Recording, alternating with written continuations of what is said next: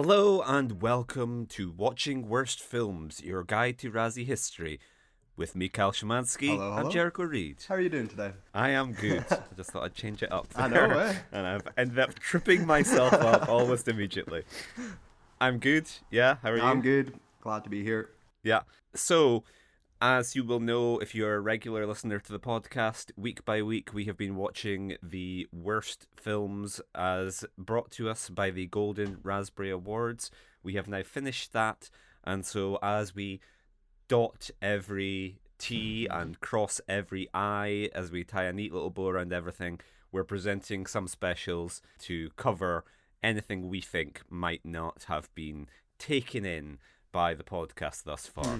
And this is it. This is the big one. This is the speak now or forever hold your peace.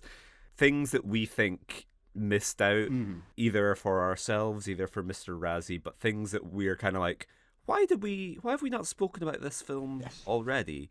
So this is our Razzie Misses episode. So without further ado, let's jump right into it. Do you think we should start with worst picture? Your call. This is your structure here. Next week, all my structure or the final, whatever it is.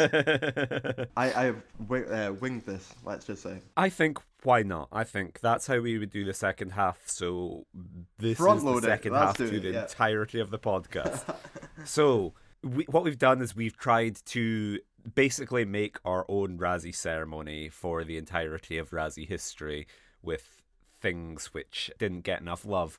So that means aiming for 5 or 5 abouts, kind of. So my first one, we're flying out of the traps. My first contender for worst film, it was not nominated at all. In the year of our Lord 2017, we had The Book of Henry. Oh yeah. Have you seen I The have Book not of Henry? seen the Book of Henry. Lead me through Do it. you know what The Book of Henry is about? Let me see if I do know which one this is. No, I do not. This is the infamous film which killed Colin Trevorrow's Star Wars. He lost Rise of Skywalker on the basis of Book of Henry being so bad. Oh wow. Like a movie so awful, its seismic ripples spread out to a galaxy far, far away. And Ewan McGregor was like, I felt a great disturbance in the force. You will cancel Colin Trevorrow's contract. Fuck. So, it really that bad though, is it? It's not bad so much as it's insane. Okay. And Mr. Razzie would love it because it's a great opportunity to nominate a child, which we know he likes to do. So the lead is Jaden Martell, who is one of the kids in It, and he's also the masturbating Nazi child from Knives Out. And so he plays the titular Henry, who is a precocious child genius. But get this, Kyle. He's dying of cancer. Ooh. And his next door neighbor is being molested. And so the Book of Henry is like, he leaves a book for his mother. I think it's been a while since I've seen it. I think it's kind of starts off like a P.S. I love you, like, hey mom, this will help you get over my untimely death. But by the end, the mom realizes that Henry has concocted this foolproof scheme for her to murder the molester neighbor and get away with it. Okay. He's made like some Rube Goldberg rifle, and he's like, so all you need to do is knock over this domino and then go and talk to the neighbor, so you'll be out of the house by the time the gun goes pop and shoots.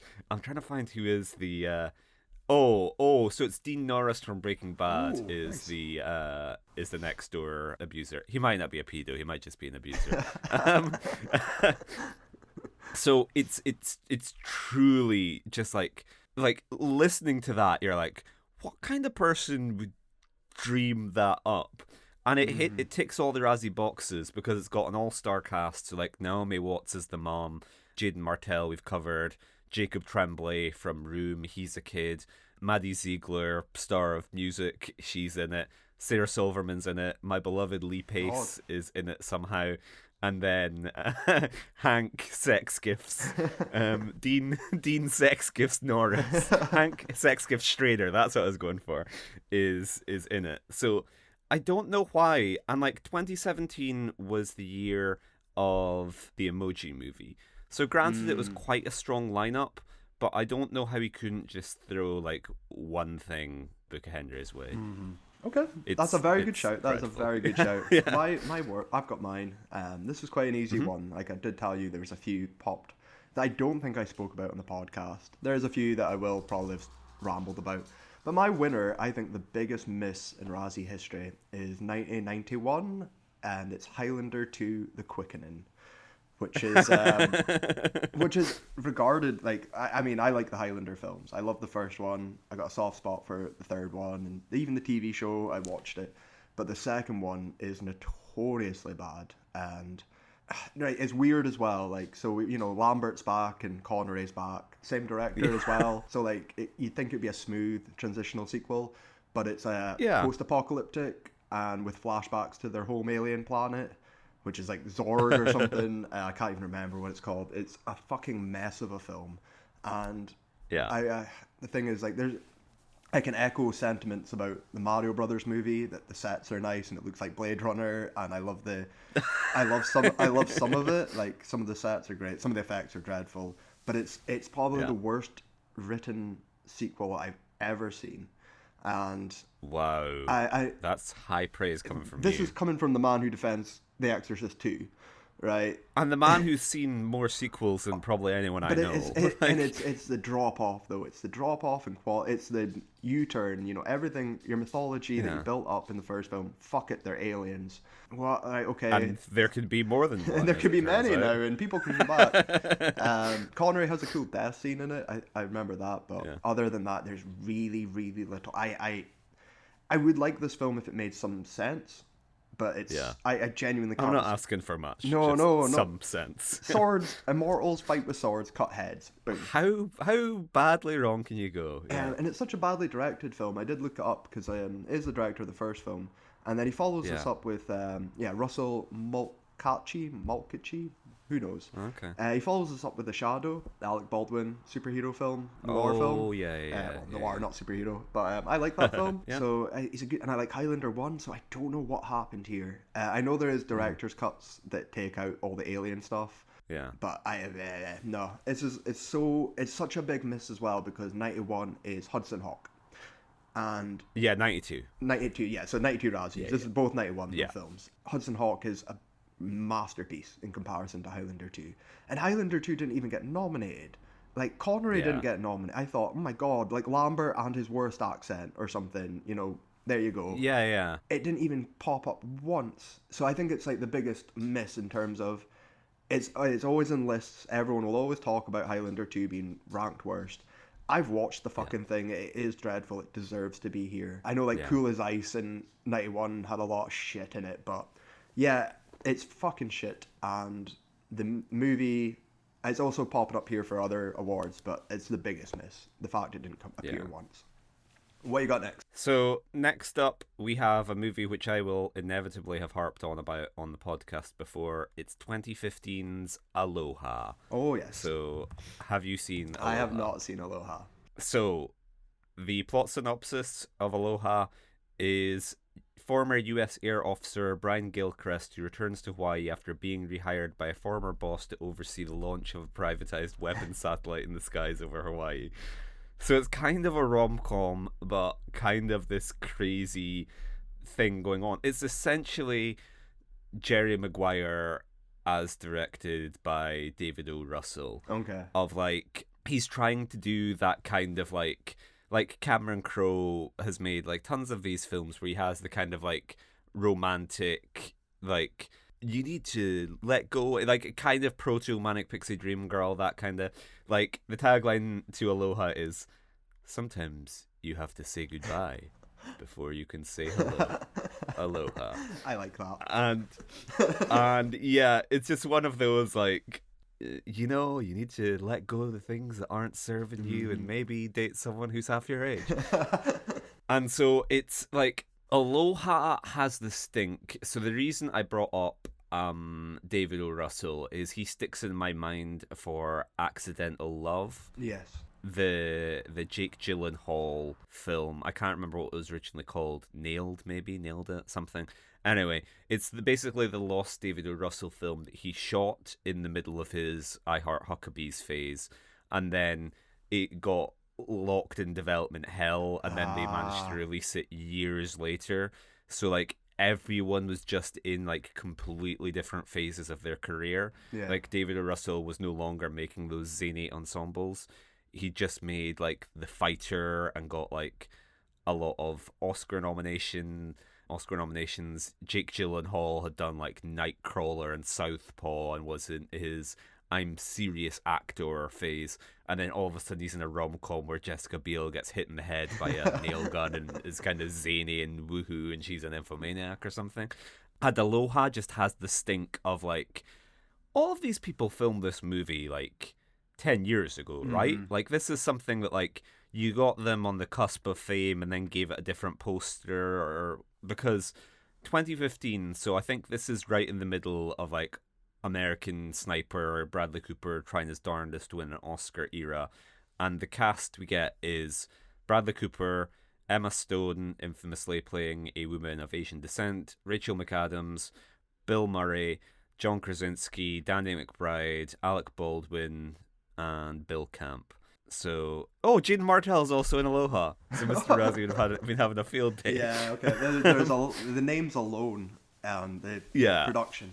I guess you just didn't see it. I guess no one's seen it. Exactly. Like, it had that massive controversy of, like, Emma Stone playing Asian. So, like, I'm curious how it didn't fall on Mr. Razzie's radar. Yeah. But it fucking sucks. And so 2015 was the year of 50 Shades of Grey and Fantastic Four. So granted, it was a very strong lineup that year.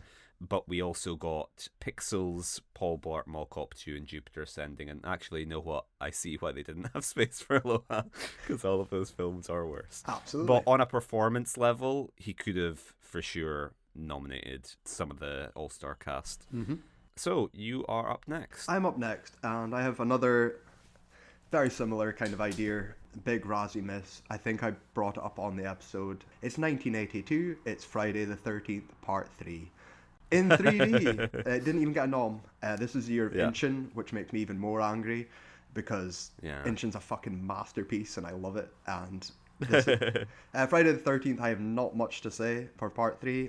The only thing that's interesting about it was originally it had an actual plot and it was going to be a direct follow-up of the second one following Ginny, the lead girl, and her learning self-defense techniques and hunting down very David Gordon Green Halloween Ends, which sounds fun, but she didn't return, so it is just there is no plot. Teenagers, Camp Crystal Lake, everything is based around the 3D effects, which is like the opposite of Jaws 3D for me, whereas that's been thrown in at the end just to make it 3D. This is built around the gimmick, and I fucking hate it. It is almost unwatchable now because you need the glasses and the 1983, but it didn't even get a fucking nom, and I'm so surprised because this would have been a clear winner for me. This is notoriously one of the worst, and I fucking hate it. And again, I'm pretty low bar when it comes to these sequels, but so not much else to say. No plot to go through. It's a big miss, especially because it's Inchin year, and he's nominating like fucking Arnold this year for Conan. This is a big miss. I'm sort of grateful he didn't go for sequels as much as he could have, but these are the only two I have that are like absolute fucking shit. So everything else is my personal. I've went to see this and I hate it. And why did this not appear? Yeah. Okay. So this next one, I've kind of blown it, and I just spoke about it at length. But I Heart Huckabees. Yeah. I loathe this film. I know lots of people love I Heart Huckabees, but I could see Mr. Razzie potentially going for it on the basis of like David O. Russell is like a big name. Mm-hmm. It's a movie that takes like a lot of swings, and in the cast we have Naomi Watts and Marky Mark, two actors who have certainly picked up their fair share of Razzie attention. You've also got Dustin Hoffman, Isabelle Huppert, Jude Law, Jason Schwartzman, and Lily Tomlin. So like no matter what you're looking for, you've got plenty of like big catchy names. So yeah, have you seen I Heart I have not. I Huckabees? have not seen. Very different lists that we've neither have seen the other films. Yeah. I like that. So, a self-described existential comedy, I Heart Huckabees follows a pair of detectives hired to investigate the meaning of life of their clients. As the different investigations cross paths, their rival and nemesis tries to drag their clients into her own views on the meaning of their lives. So, on paper, you'd think this would be the kind of shit I'd be all over. But, like, if it were done by persona non grata, Woodsy Allen, perhaps. But, like, David O. Russell just does not have the juice to pull off this kind of thing. And Mark Wahlberg is not the type of person that... Like, I don't know. If you're going to cast Mark Wahlberg in an existential comedy, you need to have, like, a laser-sharp focus on what qualities of his you're going to be using. He needs to be, like, the foil to someone else because he doesn't naturally kind of exist in that world. And it's really quirky and just, like, it's the type of thing I might love if it came off, but it just doesn't come off, and it sucks because David O. Russell is such a good guy. I think is this the one that he notoriously reduced Lily Tomlin to tears because he was going ballistic? Yeah, yes, I think that's the only reason I know it. Yeah. So that certainly made headlines. That's why I was like, I don't get why Mr. Razzie didn't pick up on it. And it was out in 2004, which means it would have been competing in the Catwoman year against Alexander, Baby Geniuses 2, Surviving Christmas, and White Chicks. So I reckon, particularly scrolling down these performance categories, you could have fit it in for sure. Absolutely. So what's up next for you? Well, I've spoke about this next one on the podcast before. It is my worst experience I've ever seen been in a theater. It is the only film I asked for a refund, and it is 2011's The Devil Inside, which will pop up again later. But I assume you have not seen The Devil Inside. I have not seen The Devil Inside. There's very, very little. It's a documentary style film, found footage. It's not even. Yeah, it is found footage. It's about a girl trying to find out what happened to her mum, who is in Italy. So it's like the journey. Someone's been possessed. It is the worst fucking thing ever. There's a lot of reasons why I thought this might have even just been on his radar. Because it was very small budget, I believe under $1 million, $500,000 or something. And it made like 100 million, one of those stupid Paranormal Activity successes. And it was very controversial for the ending, which is regarded as one of the worst endings ever because it doesn't have a fucking ending. And I made me, because the film's terrible. It's one of those, we will tell you, not show you. There's spooky things happening, we've just missed it, and it's all filmed on a shitty 2006, like camcorder, so it's bottom of the barrel stuff here. It looks like shot on video, like from the 80s, but yeah. So in the third act, nothing happens because a car turns over and it cuts to black with the title mid thing, and I remember being in the cinema and looking at my wall. Often I'm itching to go. Yeah. But I was like, no way. We just got here. 83 fucking minutes the film is, and it doesn't have a third act. And then, that's prime Kyle territory. That's what I thought, sure but I was like, 10, you've got 10 more minutes to give me a third act. You know, turn the car back over. Maybe something's underneath. 93 minutes and I'm out, but 83 minutes you're too short. And it tells you at the end to visit the website to find out what happened. Which is what? Yeah, I swear to God, watch it. It's on Amazon. I had to show Sophie it because it's the worst ending. So I visit www.thedevilinside.com, and I got so fucking angry that I had to ask for a refund. I did get it. There's nothing positive about this. So there's nothing original. The actors are real indie, low budget. It is a cynical cash thing to get on Paranormal Activity and the found footage scene of the 2010s, but it's probably the worst of the bunch, and it has no shocks, no scares, no ending, no third act, and it's an insult. This should have been here, but it wasn't. Yeah. I believe that was the year of the Emoji Movie, though, wasn't it? Did you not bring up that? 2012. 2017. No, this is 2011. No, the movie. 2011 was Jack and Jill. Oh, wait, may I have a look? Because no, wait, that's 2012. Showgirls. So it would be in the 2013 ceremony. Who won that? Oh, what is that? I should know that. After Jack and Jill, it was.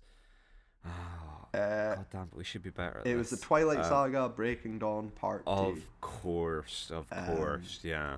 Which beat Battleship, That's My Boy, which, hindsight, Yeah. Twilight's a million times better than any of those, and including Yeah. Devil Inside. So that's my pick. Okay, so the next one we certainly spoke about last year, and I think the thing which perhaps spared this was eligibility or release, but like he's like certainly post pandemic he's kind of thrown all that stuff out. So this is in some ways a 2018 release, given that's when it had its first screening, but it didn't get a wide release until 2022. It is, of course, Michael Flatley's Blackbird. Yay. So, take us away. so essentially, if you imagine The Room, but Tommy Wiseau thinks he's James Bond rather than James Dean, then we get Blackbird.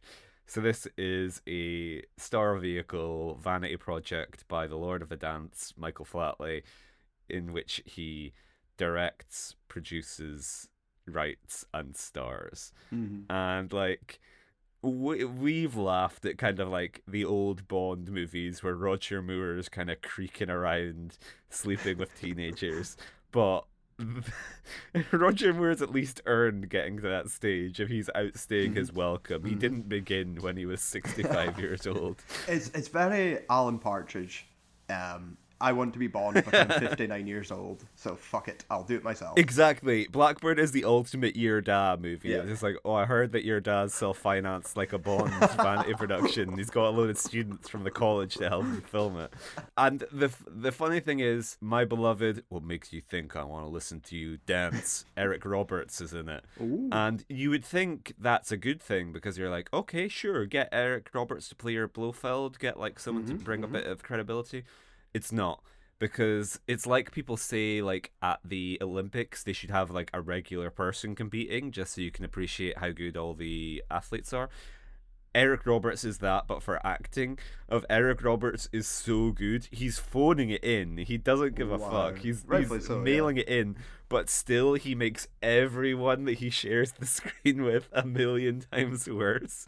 Because I don't know, like you might have experienced this, but I've certainly many years ago been in student films where I am like by far the best person in the cast. And I don't say this lightly, but I'm like I'm like, I would be better off not being in this because nobody else can kind of say a sentence. Whereas if you've just got like, if it's just a bunch of people kind of stuttering their way, then it just looks like, okay, well, it's people like doing their best. But when you have Marlon Brando in the center of things, it's just like it makes you hyper aware of the other shortcomings. And so, yeah, Eric Roberts being in Blackbird, God knows how much they paid him, but like it's a bad decision. And Flatley is fucking awful. Yeah, he wears a bunch of hats, and it's just it's dreadful. He wears a bunch of hats in a literal and a metaphorical sense, but it's a Razzie film all over, I would say, because Michael Flatley is like, this is the type of thing that like you might not think would be big enough for the Razzies, because I think it was more of a UK phenomenon. But like the Lord of the Dance is an international figure. Like, yes, Mr. Razzie will know who Michael Flatley is. Yeah. So yeah, that was of course last year, which was the Blonde year. So the idea that Andrew Dominic is like worthy as worst director, but Michael Flatley isn't. Yeah, the man who assassination of Jesse James. Yeah, he's a worse director than the Lord of the Dance. But can he dance? That's So that's you up next. Excellent. This is my final one, proper. Yeah. And it is 2011. So I'm stuck in this year again. I'm stuck 90s, 2011. It's 2011, David Gordon Green's The Sitter, which is tied for my worst cinema experience alongside Devil Yeah. Inside. 81 minutes though, I'm gonna say that. Fucking thank you, David. You're throwing out everything I thought I knew about I- you, Kyle. This must be so bad, because if The Sitter was 2 hours long, Yeah. God knows Oh, I what. would have walked out. Yeah. I stayed because it was so short. Yeah. I'm unlike you. I'm not against walking out of a theater, but yes, Yeah. it's Jonah Hill. Same year as Moneyball, I think, as well, which breaks my heart because I love Shit, Moneyball. yeah, So you're right, yeah. and pre Django Unchained to post. Oh, he's in this weird little thing.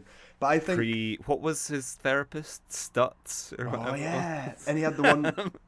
Was it Cyrus? I think that was 2010, maybe. So I get The Sitter confused with Cyrus, Okay. which is either the year before or the year after. It's a weird. Cyrus is not bad. No, again, actual in Jonah Hill's filmography, it's a good little period for him. He's he's still got his 21 Jump Streets. He's still got, he's fine. He hasn't fallen off. He's working with good people. But this is not working with good people. This is working with possibly my arch nemesis now in life.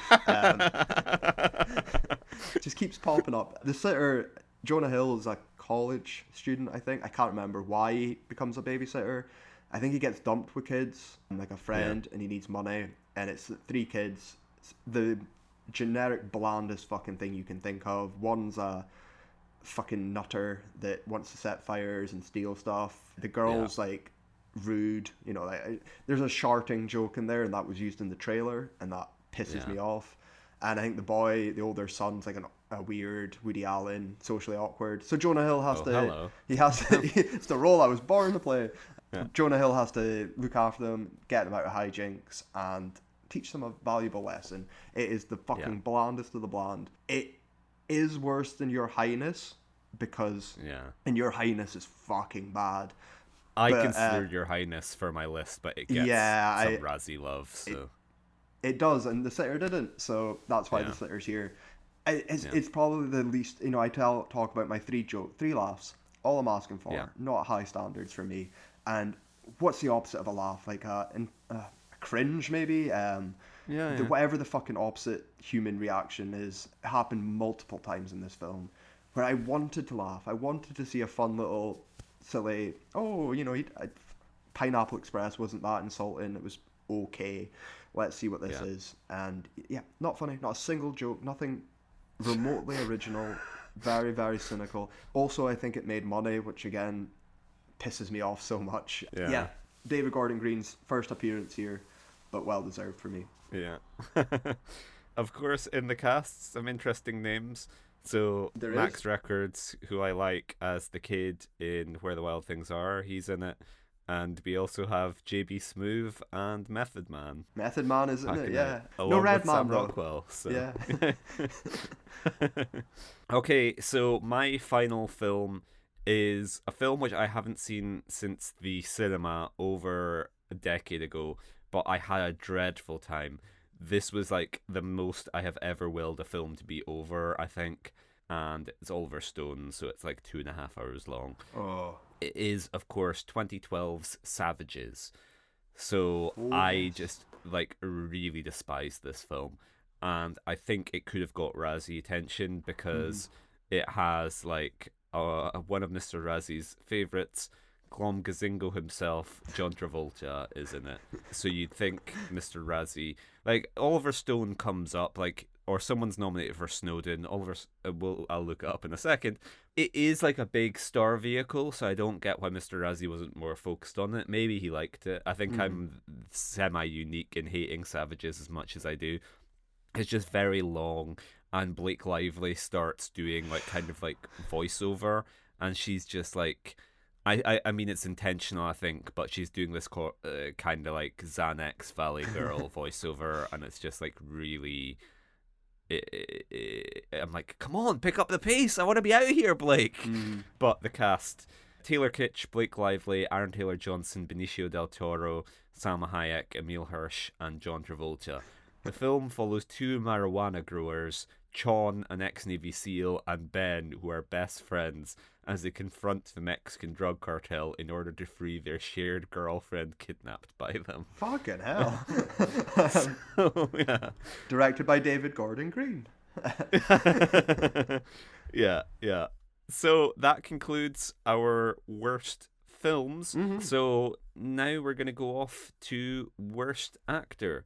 So my first nomination for this is a bit of a cheat, as he is a man who's actually won Razzies, but I'm gonna put it to you that he should have won more, and it is, of course, Will Smith. Okay. So Will Smith was redeemed for the Razzies because he did King Richard, of course, which redeemed him, and he'd won for worst original song, Wiki Wild Wild West, and worst screen couple, Wiki Wiki Wild Wild West, and he was nominated for worst screenplay, and he won for After Earth. And then he had the triple hitter of being nominated for the Redeemer, for Concussion, Aladdin, and then winning for King Richard. So I would say my thinking is that Concussion is actually like Razzie worthy. I don't think Concussion's good. Concussion's the one where he plays the Nigerian doctor who investigates concussion in the NFL, and he says, "Tell the truth," a bunch of times. And he does like fake crying. He does Will Smith willing the tears out of his eyes, and like, yeah, this is going to be my Oscar clip.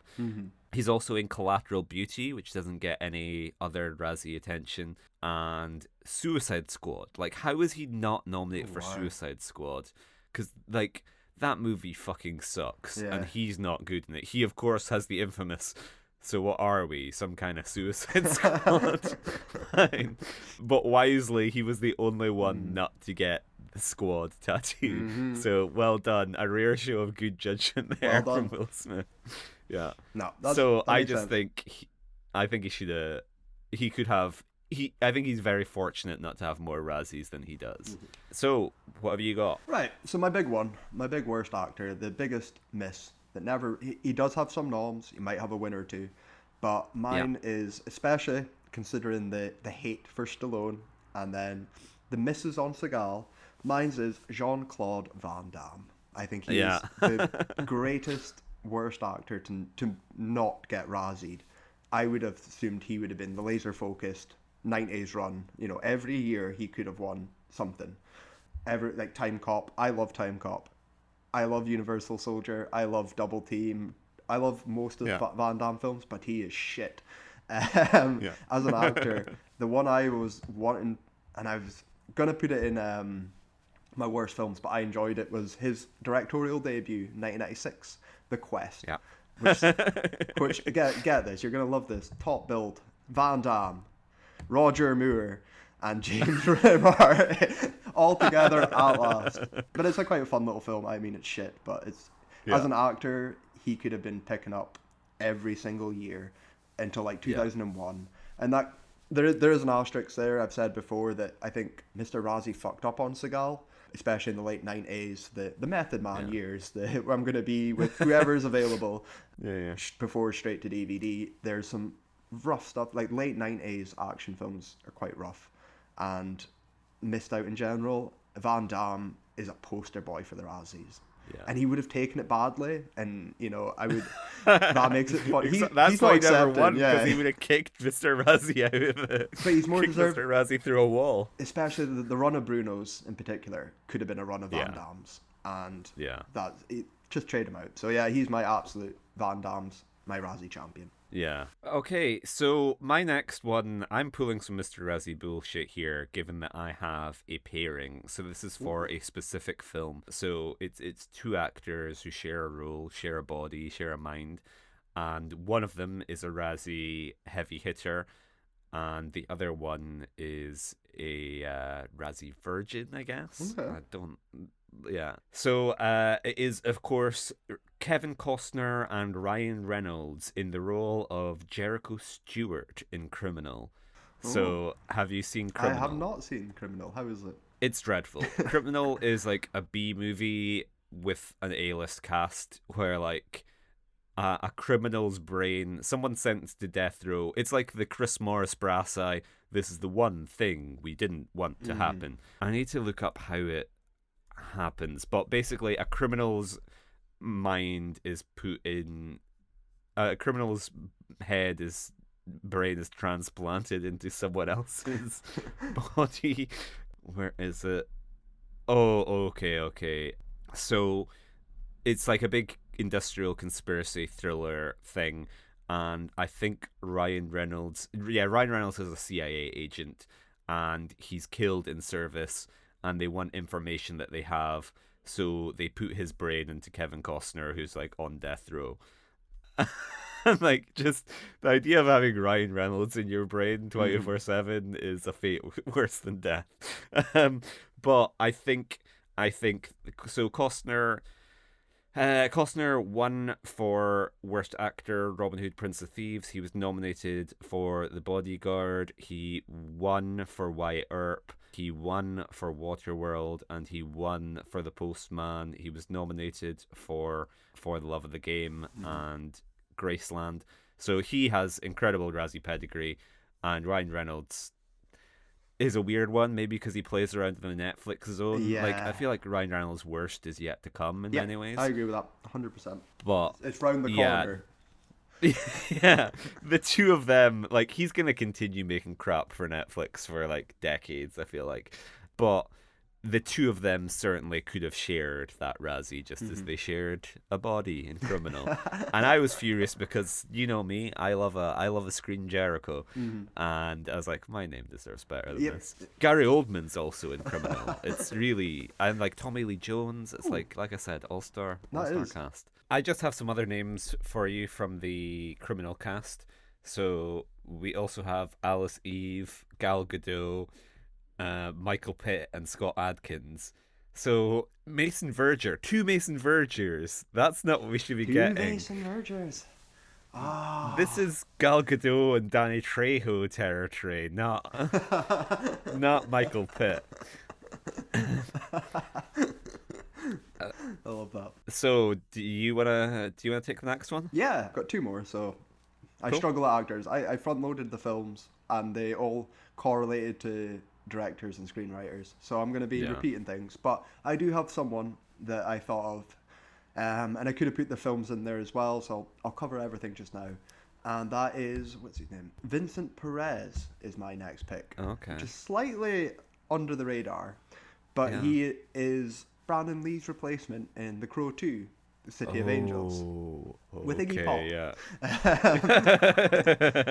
And the film is pretty shit, and I could have covered it and just said the same as I did for any of the other sequels. It isn't as bad as Highlander 2 or Friday the 13th Part 3, so I left it off. However, it is a fucking hell of a come down from the first film, and he's rough.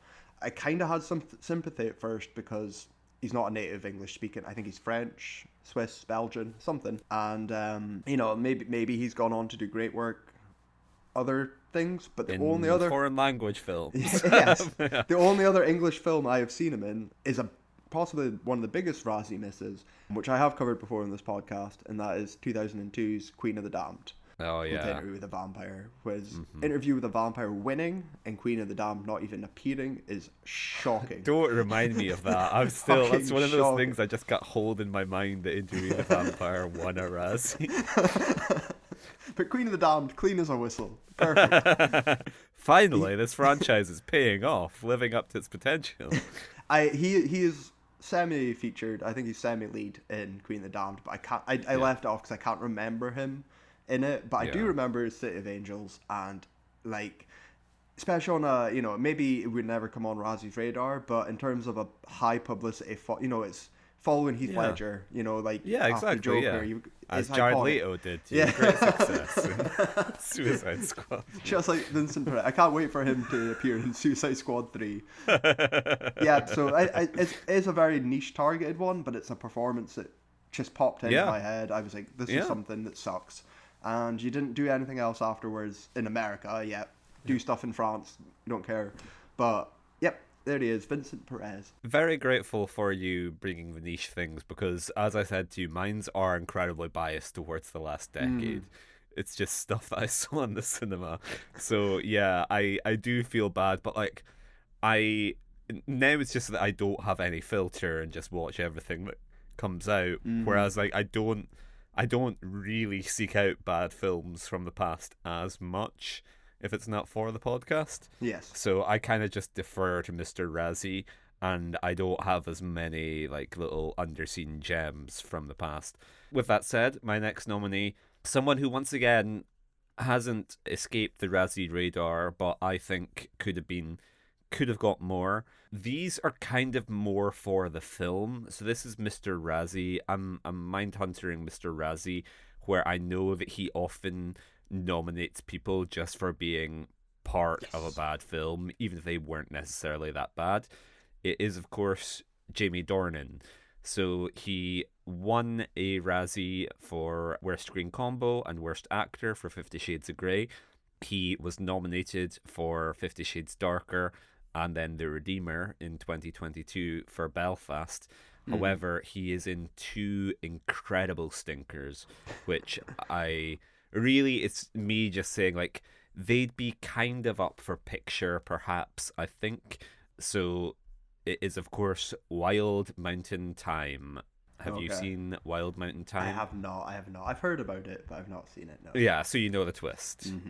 It's, I believe that I'm a bee. And, like, granted... granted, Jimmy Dornan probably sells thinking he's a bee about as well as any actor could. I don't know. Maybe I'm just being overly kind. Yes. It's like I've been thinking about Timothée Chalamet a lot with Wonka, and I mentioned him last week. Yes. I think there are certain actors who could maybe sell that kind of like mental illness. Like they need that kind of neuroticism. Yeah. Like Cillian Murphy, he could make me think that he believes he's a bee. Just because he's a little bit more damaged, whereas Jamie Dornan's too clean and kind of... Yes. As we've covered in 50 Shades of Grey, he's the Patrick Bateman psychopath of like, have I ever told you that I believe that I'm a bee, Anna? I like to sting girls. Did you know I'm utterly insane? But really, I just want to talk about Wild Mountain Thyme because it has a fucking insane cast. So it's written and directed by John Patrick Shanley, award-winning playwright responsible for Doubt, the play. And then it stars our man, Christian Grey. Emily Blunt is in it, who it kind of goes like, they have like a kind of like notebook thing where she's like, if you're a bird, I'm a bird. Where she's like, well, I could be a swan. And he's like, no, I am a bee. And so Emily Blunt, I think, debatable choice in projects. And then we also get John Hamm in this for some fucking reason. Oh, no. John Hamm, I think, just because he likes hanging out in the UK and is like, you guys are making a film? Sure, I'll be in that. I love the weird thing. The guy thinks he's a bee? Wow. Wouldn't do that in the US. And then we get Christopher Walken, who I think plays Jamie Dornan's father. Christopher Walken's Irish. Cast. Yeah, I should have had him later for supporting, but Christopher Walken playing Irish is worse than he is in Gigli, I think. Listen to me, son. Back when we were fighting the English, me and my friend Bobby Sands went on a hunger strike. That meant no food went in our mouths. Yeah, so Wild Mountain Thyme is just, it's a ride. And then the other one is The Ninth Life of Louis Drax. So have you seen that? Never heard of that one. So it seems like this is something which would be like a Netflix film. Okay. It seems like something which just like gets released to Netflix and just gets flushed in the toilet instantly. It isn't. I had to look this up. I did see this in the cinema. Okay. And so a psychologist who begins working with a young boy who has suffered a near-fatal fall finds himself drawn into a mystery that tests the boundaries of fantasy and reality. Louis Drax, a 9-year-old boy, narrates a series of near-fatal incidents, the most recent being a suspicious fall off a cliff. Through a series of flashbacks, Louis' sessions with psychiatrist Dr. Perez are shown. Additional flashbacks reveal a strained relationship between Louis' parents, Peter and Natalie. Despite Dr. Perez promising that everything Louis told him would be confidential, he tells Natalie about his concerns, causing her to end the sessions. So, Jamie Dornan plays a psychologist in that, I think. Also stars Sarah Gadon. Aaron Paul plays Peter Drax, his dad. Aidan Longworth Child plays Louis Drax, and Oliver Platt is the aforementioned Dr. Perez. It fucking sucks, and Jamie Dornan's not good. The movie's worse than he is, but still, since when has that ever stopped Mr. Razzie in the past? So those are two really bad films that I think he certainly was lucky that Mr. Razzie didn't see. Yeah. Okay, so who's your final one? Right. My final one, give me 2 seconds, I'll get it open. Right, so my final one is a bit obscure again. I'm going very niche here. And I'm playing by Razzie rules. Yeah. So my my last one, I did bring him up on the podcast many a moon ago. Yeah. Is a man called Reb Brown. Oh yeah, from your Yes. yeah. Your is if yours eligible, then Reb Brown's eligible. Reb Brown, I fell in love with Reb Brown through Bruno Mattei. Yeah. Exploitation Italian. Strike Commando was my first, which is fucking great. Yeah. Terrible film, but great fun. Reb Brown had a, what is it called? Like a D-list, a Z-list, sort of 80s run. You're probably being the pinnacle of his. Well, Howling 2, he's in Howling 2, Yeah. which is Christopher Lee. Your Sister is a Werewolf, I think, is the subtitle. Yeah. And he plays the brother of the sister that is a werewolf. Yeah. And he is fucking dreadful. You think of Christopher Walken in fucking Annie Hall or something, right? That's what I want from a small part brother. It's that he's not. You know when you're talking about going to student productions and people are waiting to say their line, you can see it in their head. Yeah. That is it. He's just waiting for his fucking cue. Yeah. He's and they always say it either way too fast or just with a weird forget the line. They'll say the first word.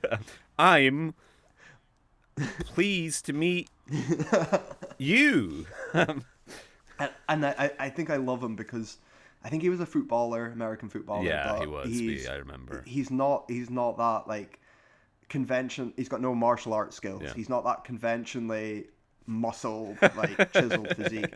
He kind of just looks like a dude a lot of the times, which I'm now really just like. thinking of America Ferrera's Barbie monologue of like, you're not conventionally chiseled, you've got no martial arts skills, it is literally impossible to be Red Brown.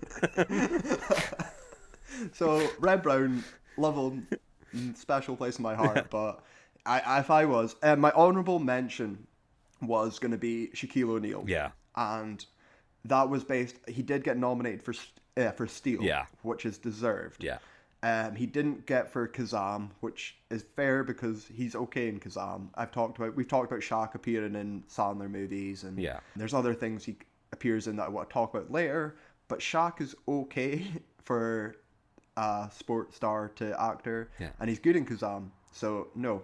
I withdrew him. I was like, no, I thought about it too much. But he would have been a Razzie. Like, I'm surprised. And I kind of had that as a category. The Michael Jordans, the Shaquille O'Neals, didn't.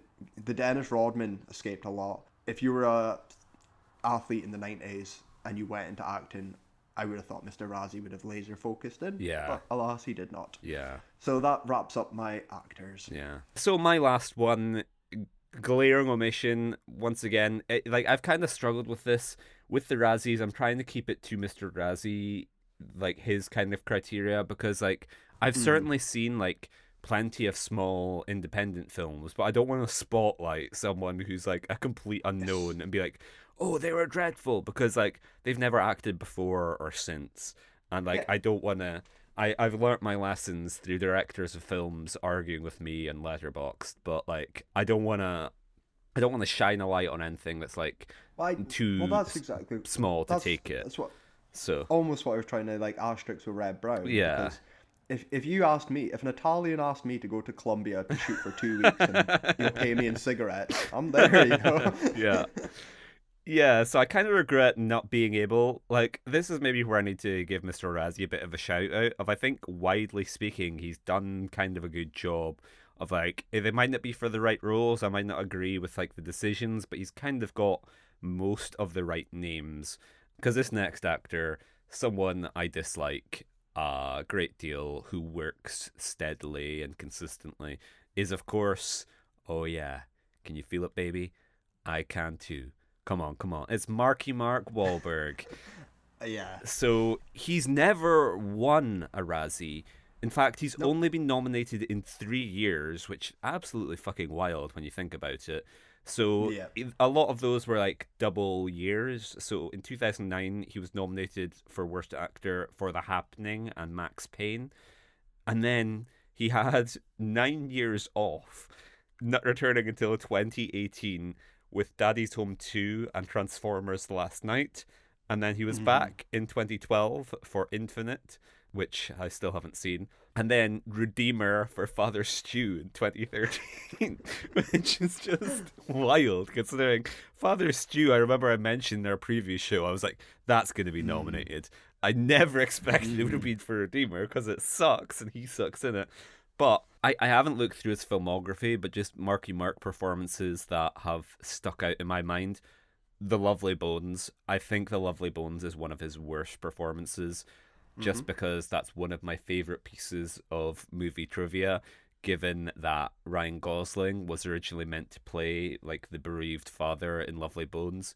And he was like, yeah, so what's this guy going to be like, struggling with his emotions, like dealing with stress, and probably going to have gained a lot of weight. And so Ryan Gosling, fresh off The Notebook, goes and eats a ton of ice cream and turns up for the first day of shooting overweight. And I think he's grown a big beard as well. And they're like, what the fuck?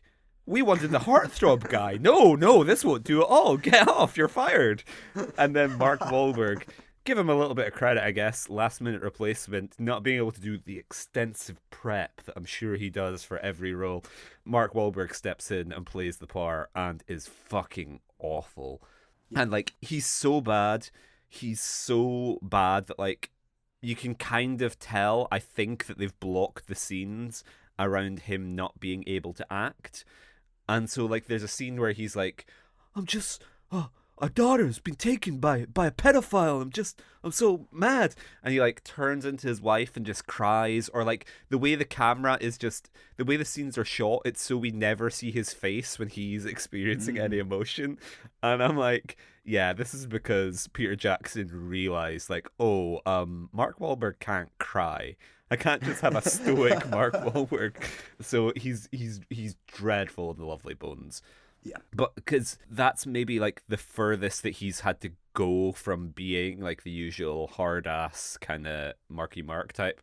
I like to think that he also would have got really fat if he'd been given the time. He had to turn up, step in at the last minute. Mark, it's your agent. Jeremy Piven phones him and is like, it's your agent, Mark. You're needed on set tomorrow. He's like, but Ari, I won't have time to get really fat. I don't care, Mark. Peter Jackson. My other one, Ted 2. I hate Seth MacFarlane, and I think Ted 2 is crap, and I think he's kind of okay in Ted 1, but Ted 2, I'm like, if you like Seth MacFarlane, this will do it for you. But Ted 2's a little bit like Million Ways to Die in the West has failed, and so he's going back to the Ted 2 well. Yeah. I mean, I spoke about it on the podcast before, but The Fucking Happening. And him in the Happening is so bad. I mean, I forgot until you mentioned Wahlberg.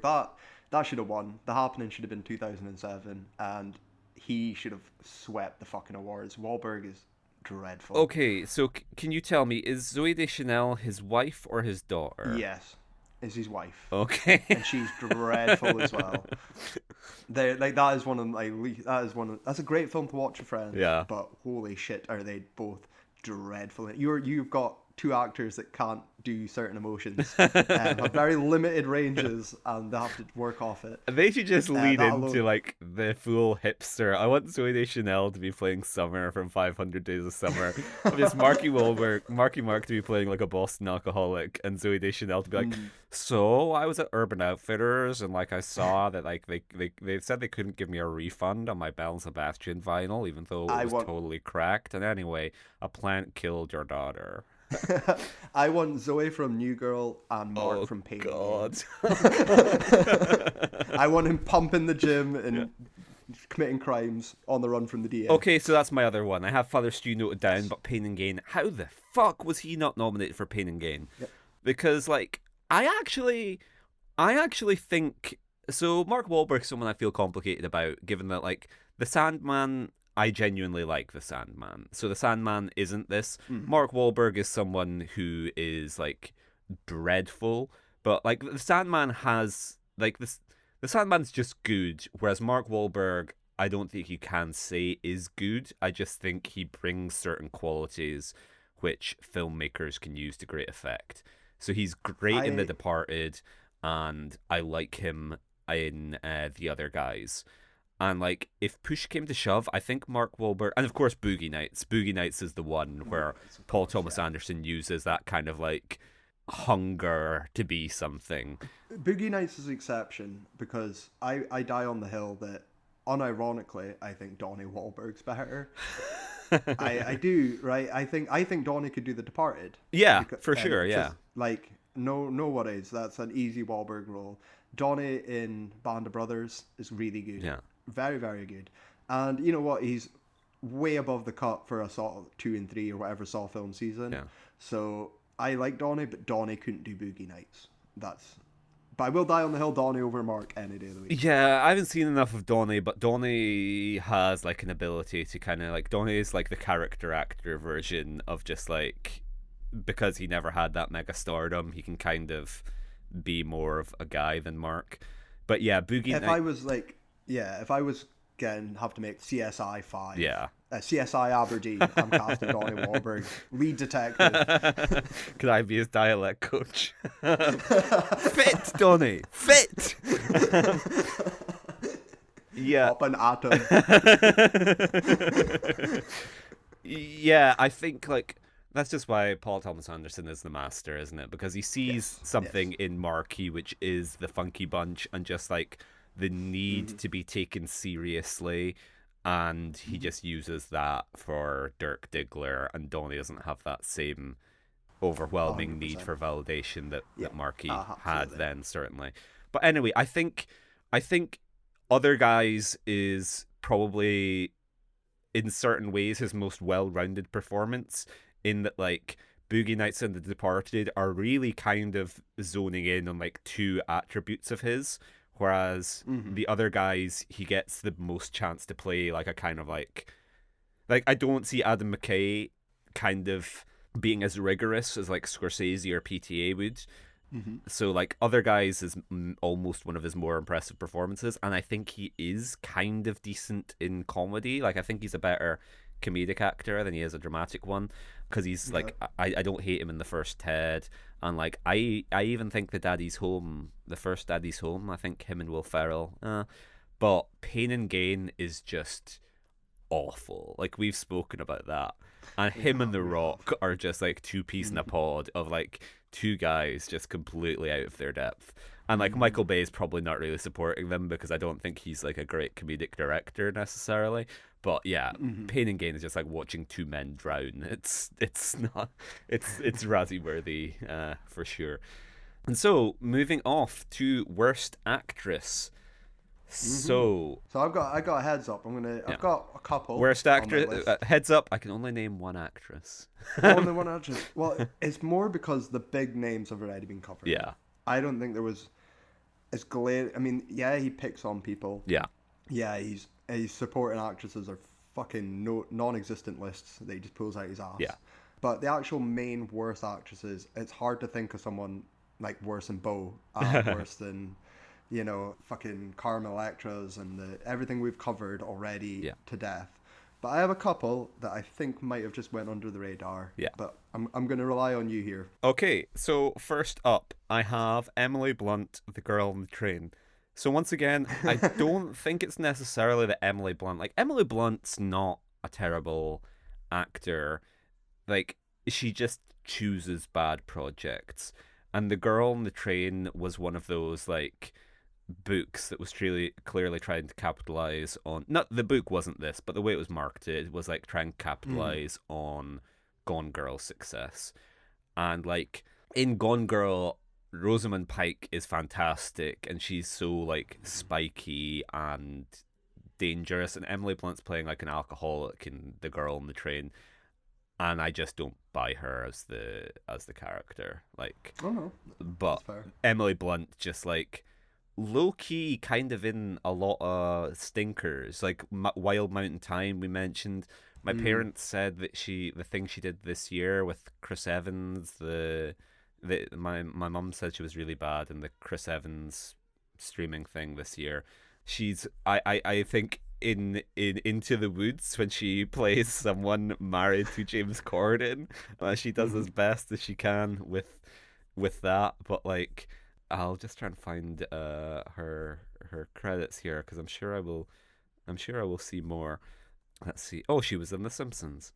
She was in The Simpsons in 2009.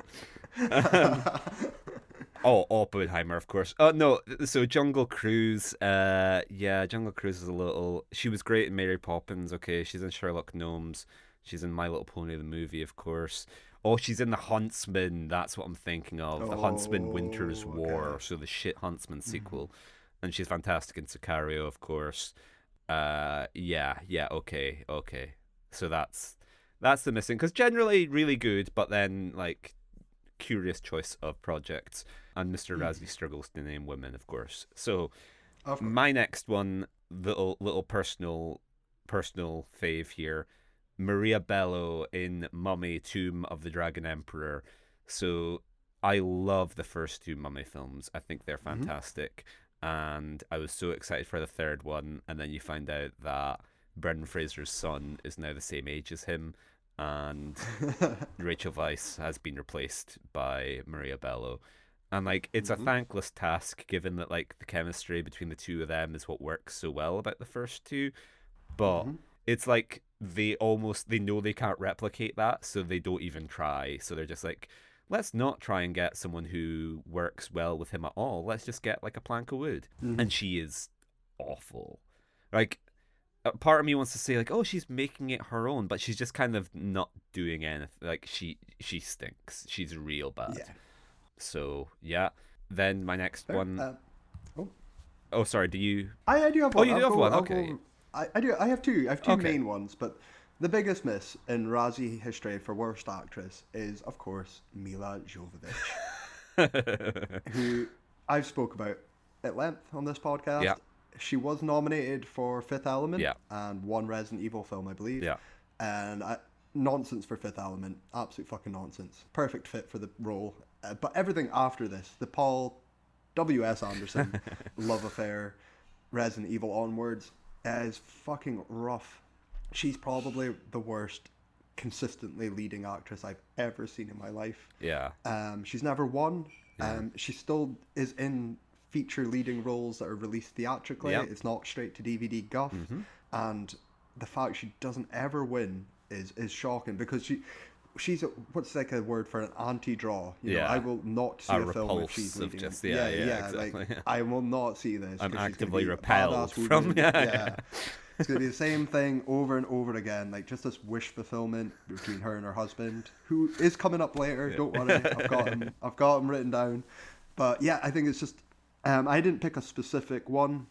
I did have any of the Resident Evils she didn't win or nominated for, especially after the third one, when she becomes again wish fulfillment, super cool. She basically Mila, but I'm the best. And that was rough, and she's so bad. And what's worse, I think it's the third one when they introduce another female lead, and she's quite good. And you're just like, oh yes, this is nice. I had Michelle Rodriguez in the first one. I've got someone else here now. This is okay. And then boom, Mila breaks in a motorbike or something, rides up the walls, 2 Uzis. Kills her.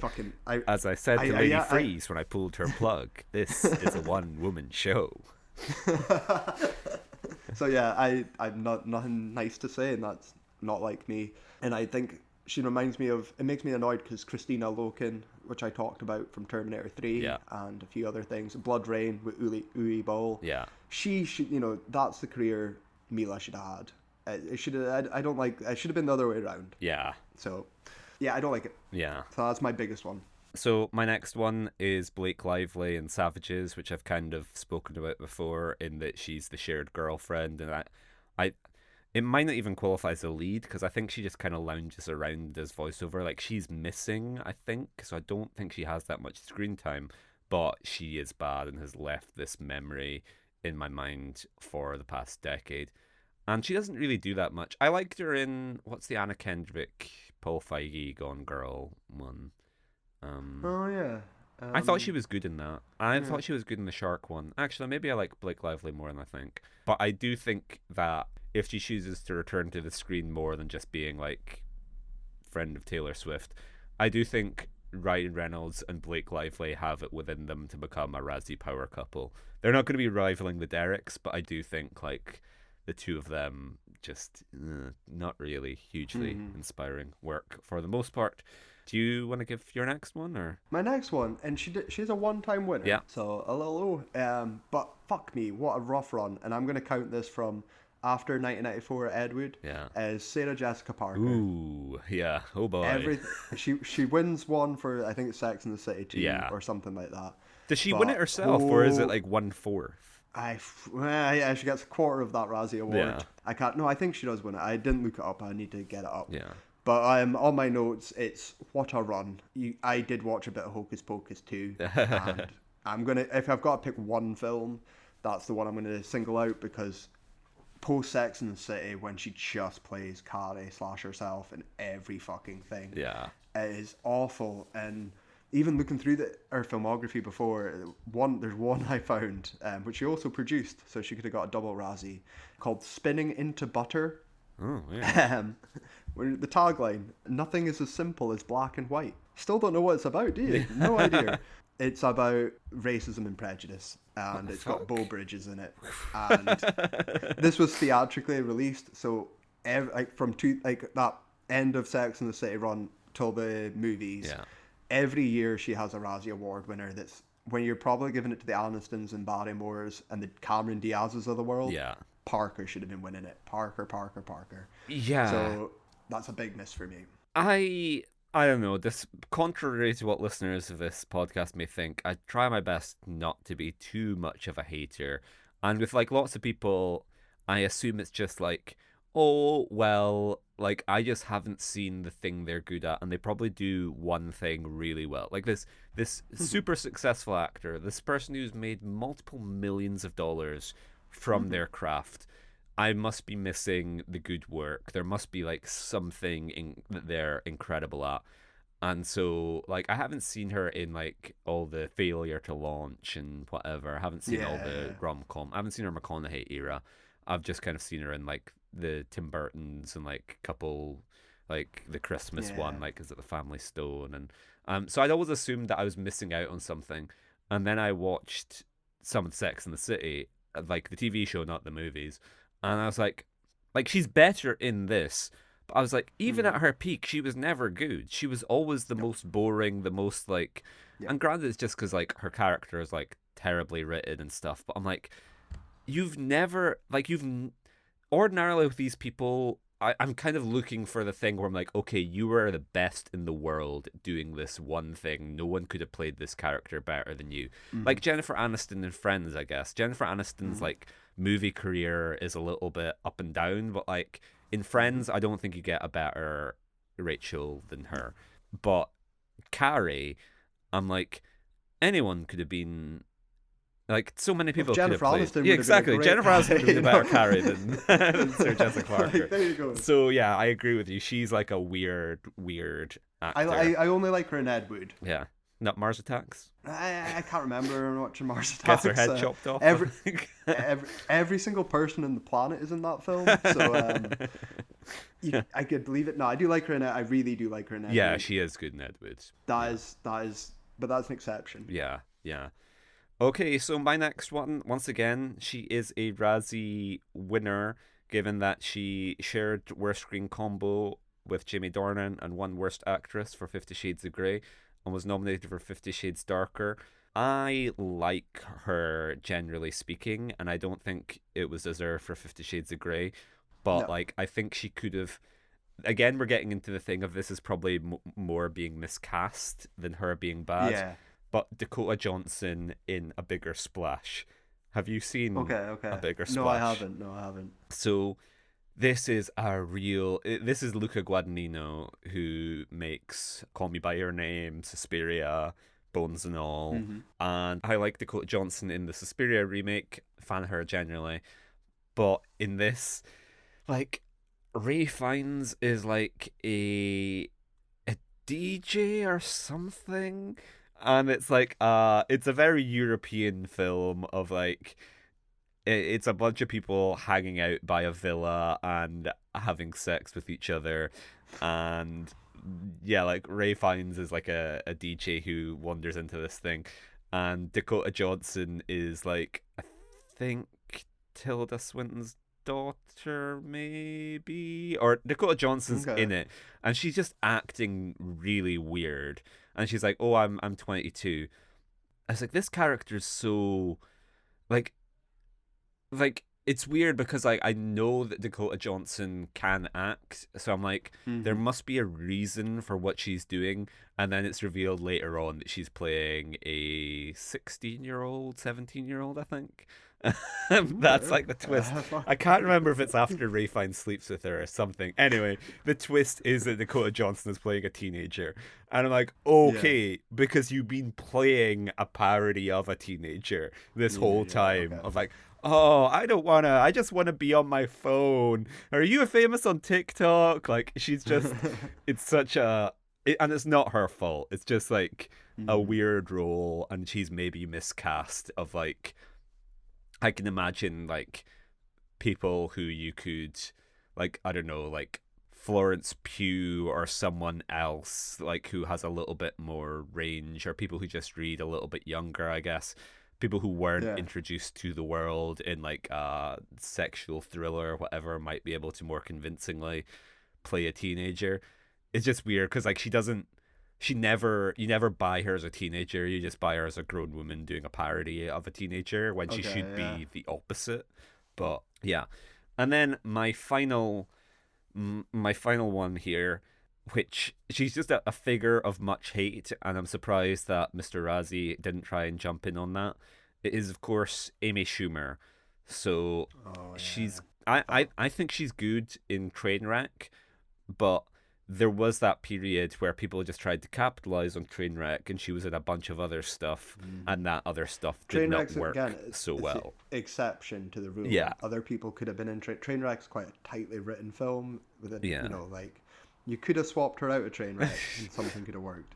But she I am wrote not it, a didn't Schumer she? fan. Like, Yeah, yeah, and she still doesn't need to be in it. Like, okay. Um, I don't need Schrader in all his films. I'm okay. so my ones are I Feel Pretty and Snatched. So I have seen Snatched. Oh, Snatched, the one where she what's snatched the farce where she gets snatched in South America with Goldie Hawn. Oh And yeah, then yeah, I yeah. I Feel remember you telling me Pretty about that. is Shallow Hal. But What have I seen? I feel pretty shallow. it's like Amy Schumer makes a wish and she gets transformed into Michelle Williams or something. So she Okay. thinks she's hot, and the rest of the world's like, "Damn, lady, you're ugly." So if that's not a Razzie concept, tell me what is. Yeah, yeah. No, I agree with you. I agree with you. And so, like, yeah, like she's maybe not like catastrophically terrible, but a figure of much hate. Like, just I'm not a fan, so I get it. I'm no, not for me. yeah, yeah. So moving on to worst supporting actor. My first one here is someone who has been nominated. I've just seen for this specific role, um, but I think he definitely could have won it, and he could probably have been nominated for other things. Is of course Russell Crowe, and the role is the Ooh. Mummy as he plays Doctor Henry Jekyll and Mm. Mr. Hyde, because Tom Cruise gets so much shit for the Mummy, and I think rightly so in some senses. He won the Razzie, but Tom Cruise is just kind of playing Ethan Hunt. Like, Tom Cruise is just doing a standard Tom Cruise performance and just makes no sense as why he's in The Mummy, whereas Russell Crowe is bad. And he lost out to Mel Gibson in Daddy's Home too. I think Ooh. I think that Russell Crowe is worse. Mel Gibson just won that because he's an anti-Semite. And yeah, like Russell Crowe, I love him in stuff like Nice Guys, but like I I don't like him in Robin Hood, and I don't like him in I don't think he's even that good in A Beautiful Mind. I think he's really miscast in that. So I'd have given him it for The Mummy just because that's such a weird performance. Like, he's not good with accents. He can do American or he can do Australian, but don't let him do English. Yes. So who do you have? Well, I only have a couple for Yep. a supporting actor, and they both it's kind of a crossover. Mm-hmm. Strangely enough, one of them is Jay Moore, Uh-huh. who is the eternal supporting actor. I have him for Small Soldiers because that's the one I remember him from. Who's and he I in that? love Small Soldiers. Yeah. He is. Hold on, I have him up.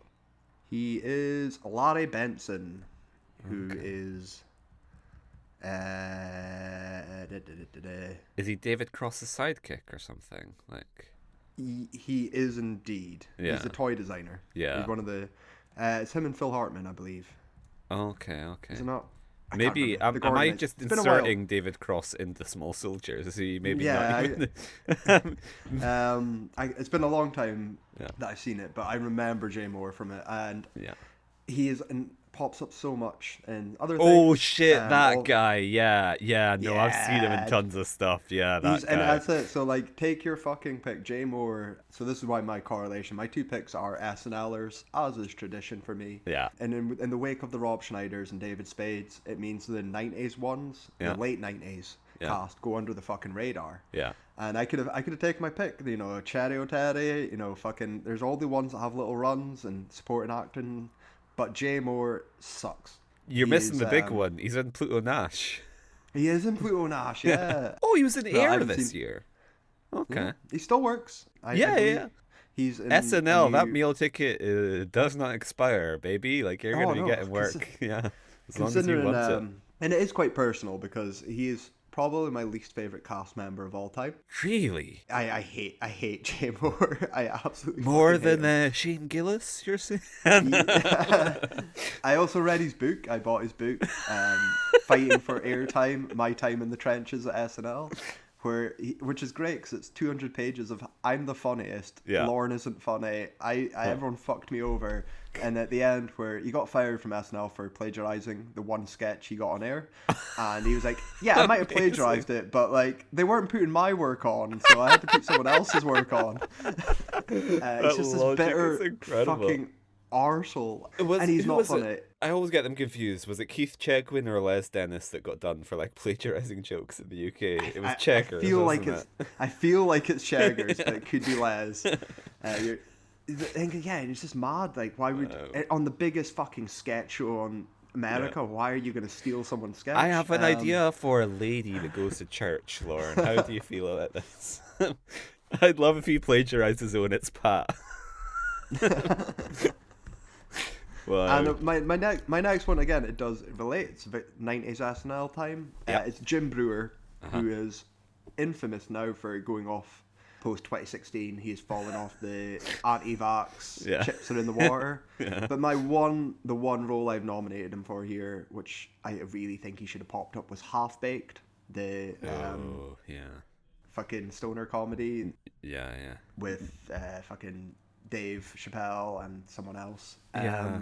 He is so fucking grating, and everything else, like the Jim Brewer role, he could have been a Rob Schneider. If Will Ferrell and people were willing to tolerate him, he would have popped up. Half Baked isn't a good film. It is not Chappelle's finest, but Jim Brewer is fucking. You just want to knock him out. Yeah, so these two could have been the David Spade, Rob Schneiders of the early 2000s if Tina Fey had some balls and was willing to give them some work. But Jay Moore is absolutely he should have popped up here. He's so bad. They're my only two though. For supporting actors, I didn't have specific ones in mind. Couldn't think of films. I was struggling with like the Razzie thing. I was, oh, is that a lead? Is that a feature? So I've stuck to my SNLers here. Yeah, so looking up Jim Brewer's CV, he was in The Zookeeper in 2011 playing a crow, which kind of tallies with what you said of like the Sandman being like, I don't want to be around him, but sure, he can have a day's work just being in the vocal booth. Like, as long as none of us have to see him, as long as we don't have to be there at the same time as him. And on that note, you must know this. He was in Clerks, the TV show, as Randall Graves. Yeah, I love Clerks, the TV show. Again, it's a voiceover. Sandler's right. Like, Brewer has a weird voice. He does have a, if you're doing like a shitty, one of those Netflix Paradise PDs or whatever, cast Jim Brewer. Yeah. Like, as long as I don't have to see him on set. Even Kevin Smith has the fucking know-how to. I'll keep him. He can zoom it in or whatever the equivalent is in 2000. Do it over the phone. Okay, so for my next one, I'm engaging in some Razzies bullshit, Mr. Razzie bullshit, and I have the returning cast of Ghostbusters in Ghostbusters Afterlife. Afterlife, okay. You're going for, because I was gonna go for their cameos in the female Busters. Lady Busters. Well, Kyle, I'm progressive. I'm a feminist. I believe women can bust ghosts every bit as well as a man. And I do. I wouldn't. But the returning cast, the cameos from Bill Murray and his fucking pimp outfit and stuff like that. When Dan Aykroyd is holding a Crystal Skull vodka bottle next to his head for the entire runtime. I think the original Ghostbusters cameos as different characters in the Lady Busters is the worst part of that film to me, because it's just shoehorned it's in. Fucking it's gross. Just like So that, and I haven't seen Afterlife, and I will never see Afterlife. So yeah, it's just like Afterlife is gross because it has the CGI corpse of Harold Ramis, and he's still full of more life and vibrancy than Bill Murray and Dan Aykroyd when they wheel them out just to be like, oh, hey, guys, like in the finale. Like, you've seen The Rise of Skywalker when there's the big, like, oh, I'm all of the Jedi. And then, like, Paul Rudd's like, I'm all of the Ghostbusters. And Bill Murray's like, you're not alone, kid. It's just so, like, I don't know. Like, when I saw it in the cinema, it was a kind of pandemic-y type thing. I remember, like, there were tons of kids who were really excited. And I was like, you know what? Again, as Ryan Johnson told me, sometimes you have to be a 40-year-old man-child letting things go. And if kids enjoy it, that's all that matters. And so I was glad that it seemed to click with the child audience. What was deeply more suspect were the 40-year-old men children who were hooting and hollering at, like, Bill Murray, you can see the contempt on his face. Mm-hmm. Bill Murray is like, forget Harrison Ford and Blade Runner. Bill Murray's just turned up in his slippers and pajamas to be like, sure, like, I guess I've held out for long enough. Whatever. You want me to? Sure. Okay. Yeah, I guess. And Dan Aykroyd's like a different kind of bad of like, it's just like, it's so fucking sad just to see them crammed into the film when there's no, like, that film doesn't need to exist. There are some parts of it that are good. Podcast, of course. I love the character of Podcast. But it's just like, they tie everything into like Gozer, and it's just like, things can just happen. Like, people will remember that this is a sequel to Ghostbusters, even if the Stay Puft Marshmallow guy isn't in it. Bill Murray doesn't need to appear in this. No one's gonna... maybe I'm not enough of an accountant, but I highly doubt the appearance of an incredibly reluctant Bill Murray. Bill Murray looking more lifeless than when he was a corpse in Zombieland. I highly doubt that's adding any zeros to the film's box weird. Office. Yeah, it's I don't get it. I don't get Ghostbusters. I like the films, but that's the problem though. The hardcore fanatic man-child. I tell them I like Ghostbusters too, and I get yelled at. Oh, but Bill Murray doesn't give a shit in that, It's just a rehash of the first one. I tell them that women can bust ghosts, and they call me an SJW soy boy. No. So, like, who's it for? Who's any of it for? Like, I don't get it. Is it for the fans of the Extreme Ghostbusters? Is it for... What the fuck is it for? I don't get it. Well, that's the thing is, I'm like, if you want to have the old cast in it, have them doing something, but they're in it for no purpose other than to, like, point at the camera and be like, hey guys, remember us? Yeah. Like, they're just the Jeb, please clap moment. And they're just there for the cheer of, hey, I recognize that thing. And that's the way I've always said Ghostbusters Legacy sequel is you just double down on that little 5-minute scene from Ghostbusters 2 when they're fat and doing kids parties and Yeah, exactly. like that's what I want. I want them for sure holding on to their legacy at 70 years old. We can still do it. We're still cool. Exactly. Like if you'd great. given them arcs or characters of like they were doing book signings or whatever, or like they like that's the way with Ghostbusters being so metatextual is you just give them their own legacy sequel lives rather than like, hey kids, look at them, they still fit into the old suits. And that's, you know what, you're even writing in Bill Murray's reluctance there, because he doesn't want to do it, and Peter doesn't want to do it, Bill Murray doesn't want to do it. It makes sense. Bill Murray found a very like lucrative offshoot fighting vampires with like a deadpan Texan. No, but I love his. I love his Ghostbusters too, because he's got his talk show, and he's talking. And that's why I want him to be like an evangelicist, like big mega church. Like I want Bill Murray to be the ultimate con man that gets brought back. You have a scene where you see that Bill Murray is doing exorcisms with Owen Wilson and Jason Schwartzman, and he's like, oh, I guess I need to go back to the old group. I really don't want to. I wish I could stay hanging out with you guys. And Jeff Goldblum's like, what? You have to go and bust ghosts? I want the punchline to be like a big mega church. He's on white suit, I want the full Christian way. And as soon as he says the Father, the Son, and the Holy Spirit, I want Slimer to burst out of the church. And no. Then that's how we're going to get him back in. Okay, so next up, someone who I'll just need to look it up actually. He's certainly received Razzie attention before, but someone who I am surprised has never won is Jonathan Depp. Okay. So I put him in the supporting actor here, as I believe this is where a lot of his worst performances are. So like he's got a lot of Razzie nominations for Worst Actor in Lone Ranger Mordecai, Worst Screen Combo Mordecai, Worst Supporting Actor Alice Through the Looking Glass, Worst Screen Combo Alice Through the Looking Glass, Pirates of the Caribbean, Dead Men Tell No Tales, Worst Actor, Worst Screen Combo, and Sherlock Gnomes, Worst Actor, Worst Screen Combo. So Alice Through the Looking Glass is fucking awful. I hate his Mad Hatter performance. Like, he's so fucking annoying. Like, it's just like all of the worst impulses that Johnny Depp has had, just to a T, just dialed up Tonto. To 11. Yeah, Tonto's at least consistent. Yeah. Like Tonto, like he shouldn't be playing a First Nations man, but like he's otherwise kind of like a little more reined in than just the Mad Hatter being like, oh, if you can think of an accent, do it. What if you're Scottish? And so I would give him for that. I also think he is Razzie worthy in Fantastic Beasts. Okay. So like, I would.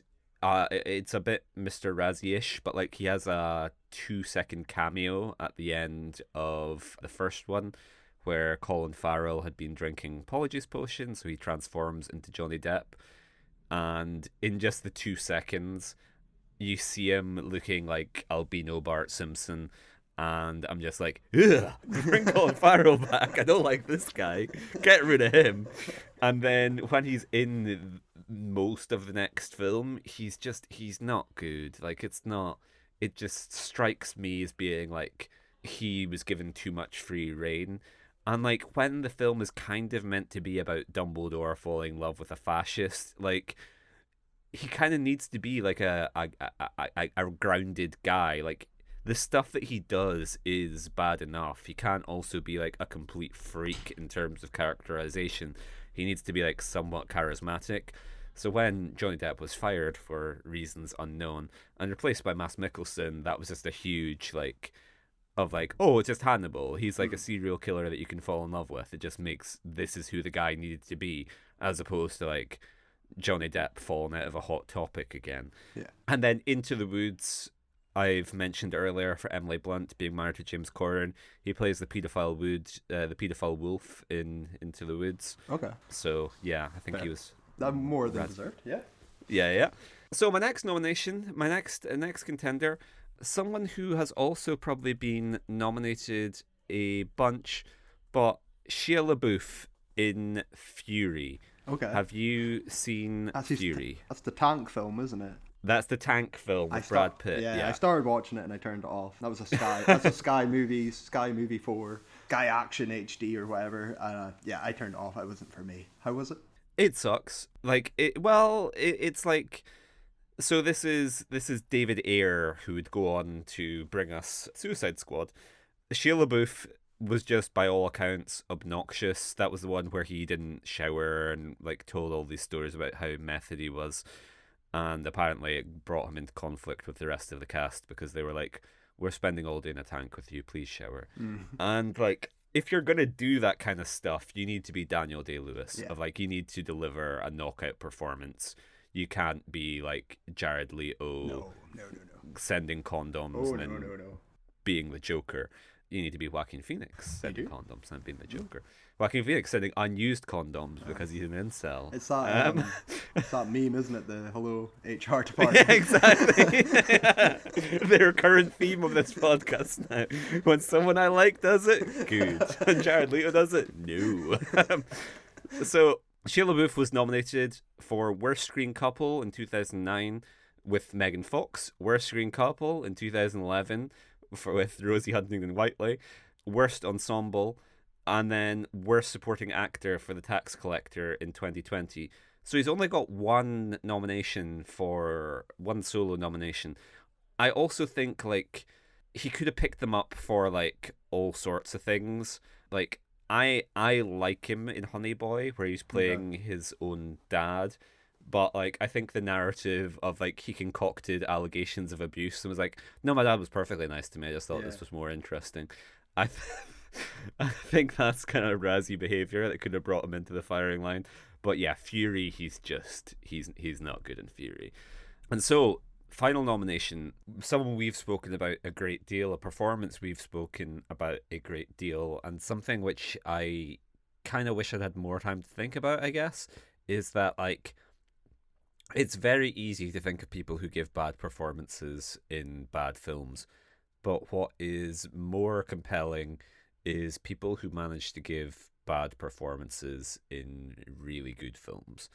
And so one of my candidates here, Jared Leto for Blade Runner 2049. That's a good fucking because shout. That is a very good fucking shout. Yeah, I 100% agree with this. I loved 2049 way more than... I think more than the original for me. Hands down. At first, when I first seen it, I almost was like, oh no, but I do love the first... And I don't love the first one. I love the look of the first one. I love the atmosphere. I don't really like the movie. I think it's fucking boring. Whereas 2049 isn't. I tried, because my dad loves it, and I watched it when I was really young, and I knew Harrison Ford as Han Solo and Indiana Jones, and I thought I was in for another one of those. And so I didn't like it when I first watched it, and I was like, oh, I was just too young. And then, like, whenever I watched it since, I was like, no, I like this. This is good. I should like this. I should like this. Yeah. And then I kind of just made peace with it, being like, you know what? I'm fine being an aliens over alien guy. Well, I can appreciate Blade Runner. I just don't love it. My review of Blade Runner is simply, I bet James Cameron would make a great fucking sequel to this.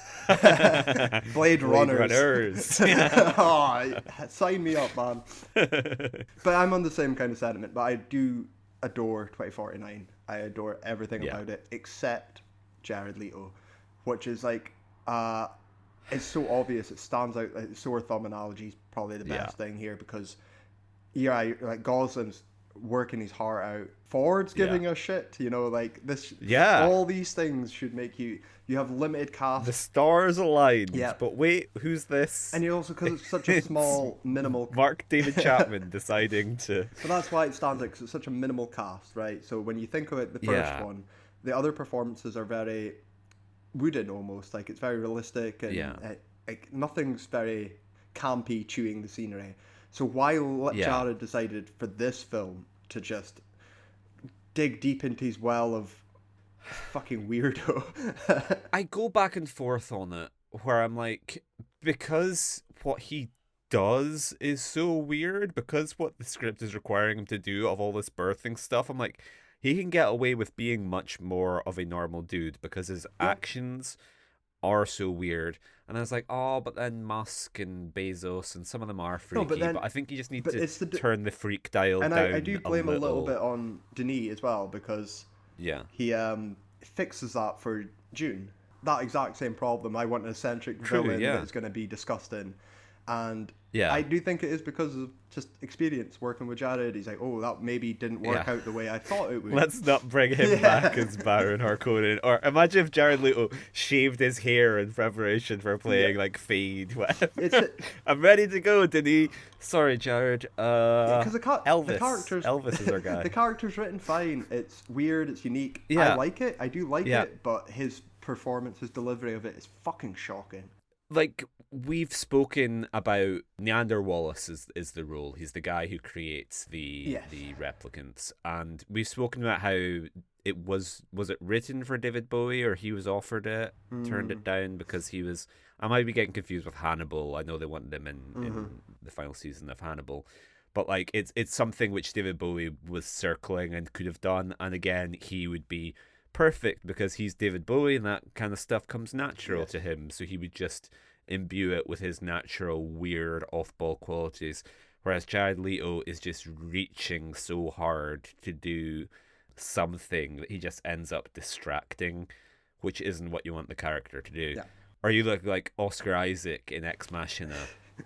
He's playing the same role and just does it like he's like a complete freak of a guy, but he plays him in a more grounded kind of believable way, as opposed to Jared Leto just like trialing his Morbius performance. I don't know, because he's so fucking boring as Morbius. If he'd taken more swings and just been like, I'm gonna play Morbius as a complete freak and a deviant, but like I think it is because he is inherently boring. And like, I don't know. Have you? This is probably off top. Cut this if it's not relevant. But have you been watching The Curse?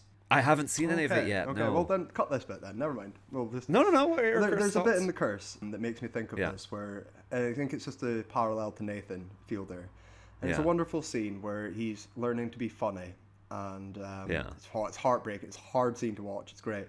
And they go around the group, and you've just got to make a funny face to try and make no words, just pull a face, try and make someone laugh with a facial expression.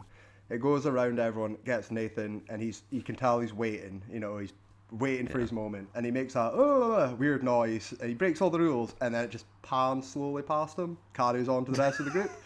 And that's where it made me think of, he's one of those people that is so boring that this is his, I'm wacky, you give it to someone who is like naturally wacky. You give it to Nicholson. You give it to fucking Joaquin Phoenix. Someone that is a weirdo. Then you're gonna get real weirdness. This is like a fucking hipster pretending to be weird. I really like, and it's so he does it so often. Anytime he has to be weird, it's just this. I am a wacky weirdo, but it's so unnatural. Yeah, again, it's one for the meme of hello human resources, because like. You're right. Like, he does all these performances. Like, he's been nominated for a number of Razzies in the past. So he was nominated for Suicide Squad, Worst Supporting Actor, which this is why I would put Blade Runner. You could have doubled up. Suicide Squad and 2049 were the same year. So you can nominate him for both the Joker and Neander Wallace. When was Gucci? So he won Gucci 5 years later in 2022, where he was also nominated for Worst Screen Combo. And like, his Joker performance is the same thing. He's just telegraphing, look at me, I am mad, I'm crazy, as opposed to people who just like inhabit that. Like Heath Ledger isn't screaming, I am crazy in every moment. No, not at all. It's insane how bad he is. And other than Dallas Buyers Club, there's nothing I've enjoyed him in. Nothing. I like him in House of Gucci, but that's maybe just because I'm clinging for something to like, and haha, man does funny voice. But if that's the standard, that's your standard, you know? I like him in Fight Club where he's getting beaten to a pulp. I like him in American Psycho when he's getting beaten to a pulp. I like him in Panic Room when he's getting beaten to a pulp. No, yeah, I know what you mean. He's like, I like him in Requiem for a Dream, where he's getting his arm chopped off. Yeah, I um, like Requiem for a Dream. I don't like him in it though. yeah, yeah. So anyway, Anyway, that concludes worst supporting actor. So moving on to worst supporting actress. I have one, just one, and it's a big one. So I'm gonna go first. Okay, sure. Yeah, no, I'm going out the way because I want to talk Yeah, about this. I've got stuff to say, and I know she does get nominated for something because we covered it, yeah. but it's Ruby Rose. It's fucking Oh, undoubtedly Ruby Rose, and wow. there's two in Yeah, particular. So it's kind of going on to the Jared thing. The Meg yeah, is what I'm thinking. The first one yeah. that comes to, Hmm. but the Meg is a terrible film, and Yeah, it's schlock. She, yeah, you're acting with Statham. The one that made yeah. me stand out for Ruby Rose, that made my jaw drop at how bad she was John John Wick Wick. 2. Yeah, Yeah, and I the second one's okay. It's got my boy yeah, Franco Nero in it. I get to see yeah, Django yeah. rolled out, but she is so bad. And again, it's an action film. The standards can be quite Yeah, low, yeah. but Ruby Rose is dreadful. And I haven't seen Batwoman or anything like that. I haven't seen her TV stuff apart from Orange is the New Black. But John Wick 2 alone is so bad, and she's so robotic in movement as well. It's not just the delivery; it's the movement, it's the physical acting. And she is so fucking dreadful. Yeah, Yeah, she deserves it. She absolutely fucking deserves it. She is not an actress, unfortunately. And that's a real good shout. Yeah, so yeah, I she don't have any is. more because all the other supportings, I was like, okay, there's the Diaz's of Yeah. the world, but Yeah. Mr. Razzie scoured women pretty hard, but he let Ruby go, so no, Ruby Rose. Okay, I will see your Ruby Rose, and I will raise you a Gal Gadot, God damn it. who has never been nominated. Ruby Rose, we spoke One about, yet. she was nominated. Gal Gadot, not even a single Okay. nomination. When, like, Death on the Nile is certainly supporting.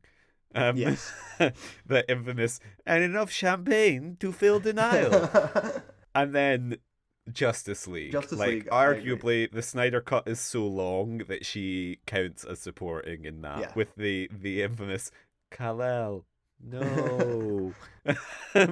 Maybe this year will be her year with her cameo in The Flash. I guess that would be Mr. Razzie's way of And doing it, is the film which she appears for 20 seconds. That's finally what tips her over the edge.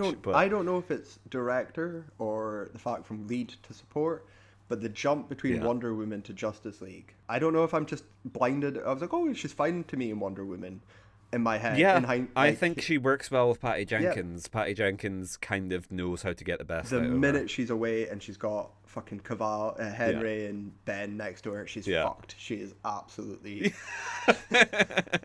done. And yeah, that is fair. That is fair. I haven't seen Death on the Nile, so I can't comment on that. Yeah, she's bad. Yeah. You've seen the trailer. Yeah. And then, like, basically other little things she crops up in, like, is it Date Night she's in with Marky Mark or something? Sure. Anyway, she's in, I haven't seen The Fast and the Furious, but everything I've seen her in, like, she's kind of similar to Ruby Rose in that she's just not an actress. Like, she can barely deliver lines in Yeah. half her films. I would She's I just, would put her slightly above it because Ruby Rose couldn't do Wonder Woman. That's my own, like, she's incapable of being a lead in a film. well, we'll need to watch Vancouver's Batgirl, and then we'll get back to you on that. Yeah, I don't know. I'll need to think about Okay. it. I'm sure, like I said, I liked Gal Gadot in, as you said, That's Wonder it, though. Woman That's- and Wonder Woman 1984. There's two films. So that does yeah. hint at more promise there.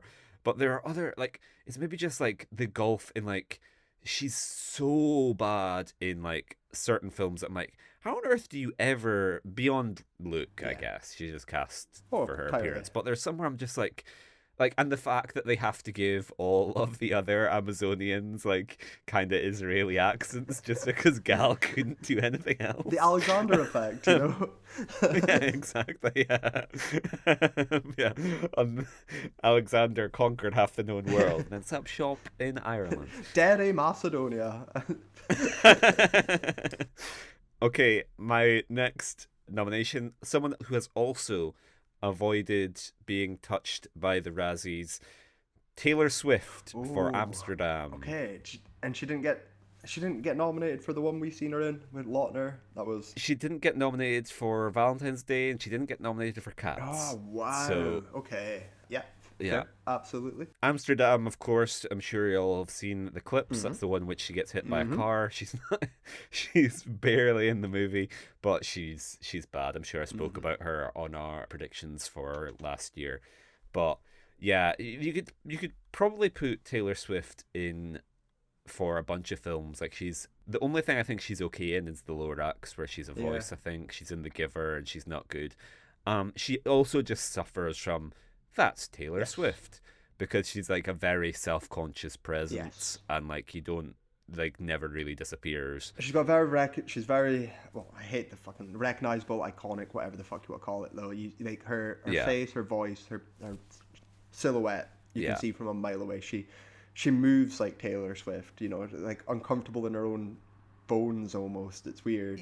Yeah, exactly. It's just that self-conscious, like, look at me, I am Taylor Swift, I am acting. So you're never seeing a character. You're just like, wow, isn't this wild? I'm Taylor Swift. I'm not Taylor Swift though. I'm playing a character called Sailor Tits. I agree with you that, like, I don't think, and she's not an actress, so she wouldn't be capable of doing that. Like, that's a good call, especially for Valentine's Day, but especially for Cats. But I would venture, we've spoken about it on the podcast before. I think you mentioned it with something. It might be Mr. Razzie being scared of the stands. Oh yeah, absolutely. Of just I wouldn't. He there's bad publicity, and then there's bad publicity of, like, he can survive nominating kids, whatever. He can not survive nominating men with aphasia, but if he dared to even come close to, like, anything, like if he nominated Joe back when they were dating, he would have been ripped limb from limb. Absolutely. I mean, your two picks there, man. Like, your two picks. The last thing I want coming after me is Swifties in the IDF. So stay clear of them. Yeah. So I'd like to lay down the gauntlet to Mr. Razzie. Why not worst film titled The Eras Tour? A new award for 2023. Okay, my next nomination, Emily Ratajkowski for We Are Your Friends, and also the Entourage movie. Oh, that's your speciality there. Oh yeah. I don't know where. That's Alice in Wonderland, isn't it? No, that's, what's her name? That's, what's that? Who's? I know you're Mia Wasikowska is Alice in Wonderland. Too many. Emily Ratajkowski is Blurred Lines Gone Girl model. Oh yes. Oh yeah. Oh fuck. Okay, fair. So I could even this is a bit of a swing, but I could even see Mr. Razzie nominating her for Gone Girl just because he doesn't like that Blurred Lines is everywhere and he's annoyed. But like, she's in that for like 2 seconds as like the student that Ben Affleck sleeps with, and she's used to great effect in that because she's like playing model sex symbol when Ben Affleck has sex with her, and then she appears like on the press tour, and Rosamund Pike is like, why the fuck is she dressed up like a Catholic schoolgirl? Like, this, she's a whore. This isn't what she dresses. Like, why have they got her buttoned up to? No, it's because Fincher's just like a genius. Although, like, the story behind that, I think, is like Ben Affleck was like, I want that girl who's naked in the Blurred Lines video. Yeah, she's gonna play my mistress. Anyway, I think she's really good in Gone Girl. I could see Mr. Razzie not going for that, but she's in the Zac Efron DJ movie We Are Your Friends, and then she plays herself in Entourage, both of them being the same year. And so I'm like, she's playing herself and she's in a weird youth culture kind of thing. Why did Mr. Razzie not go for this? Fair. That is fair. Okay, and my next nomination, so she's the only one on my list, I think, who has actually received a nomination. It is Dame Judi Dench for Artemis Fowl. Okay. And so she was, of course, nominated for Cats. Artemis Fowl in 2020, I think. It's that sad thing about Dame Judi Dench that she's like functionally blind now, basically, I think, and like her husband like reads her scripts, and she plays like a leprechaun spy. She plays Leprechaun M in Artemis Fowl. And there's just this moment where like the camera zooms in and she's like deliver like top of the morning to you. And I'm like, Kenneth Branagh, please leave her be. Yeah. Don't be. She doesn't have any idea what's going on. Yeah. Don't be doing this to a national treasure. I know, like I like Kenneth Branagh generally, and I know he likes working with Derek Jacobi, and like Judi Dench kind of seems to have taken over from that, but like, leave her out of Artemis Fowl. Let her have her dignity. But yeah, she's just kind of miscast in that of like, have someone who is aware of what film they're making. But I have a little, we should have spoke about this back in Cats Week. I have a little interview with Judi Dench for you. And I, like, this is her speaking about being nominated for Cats.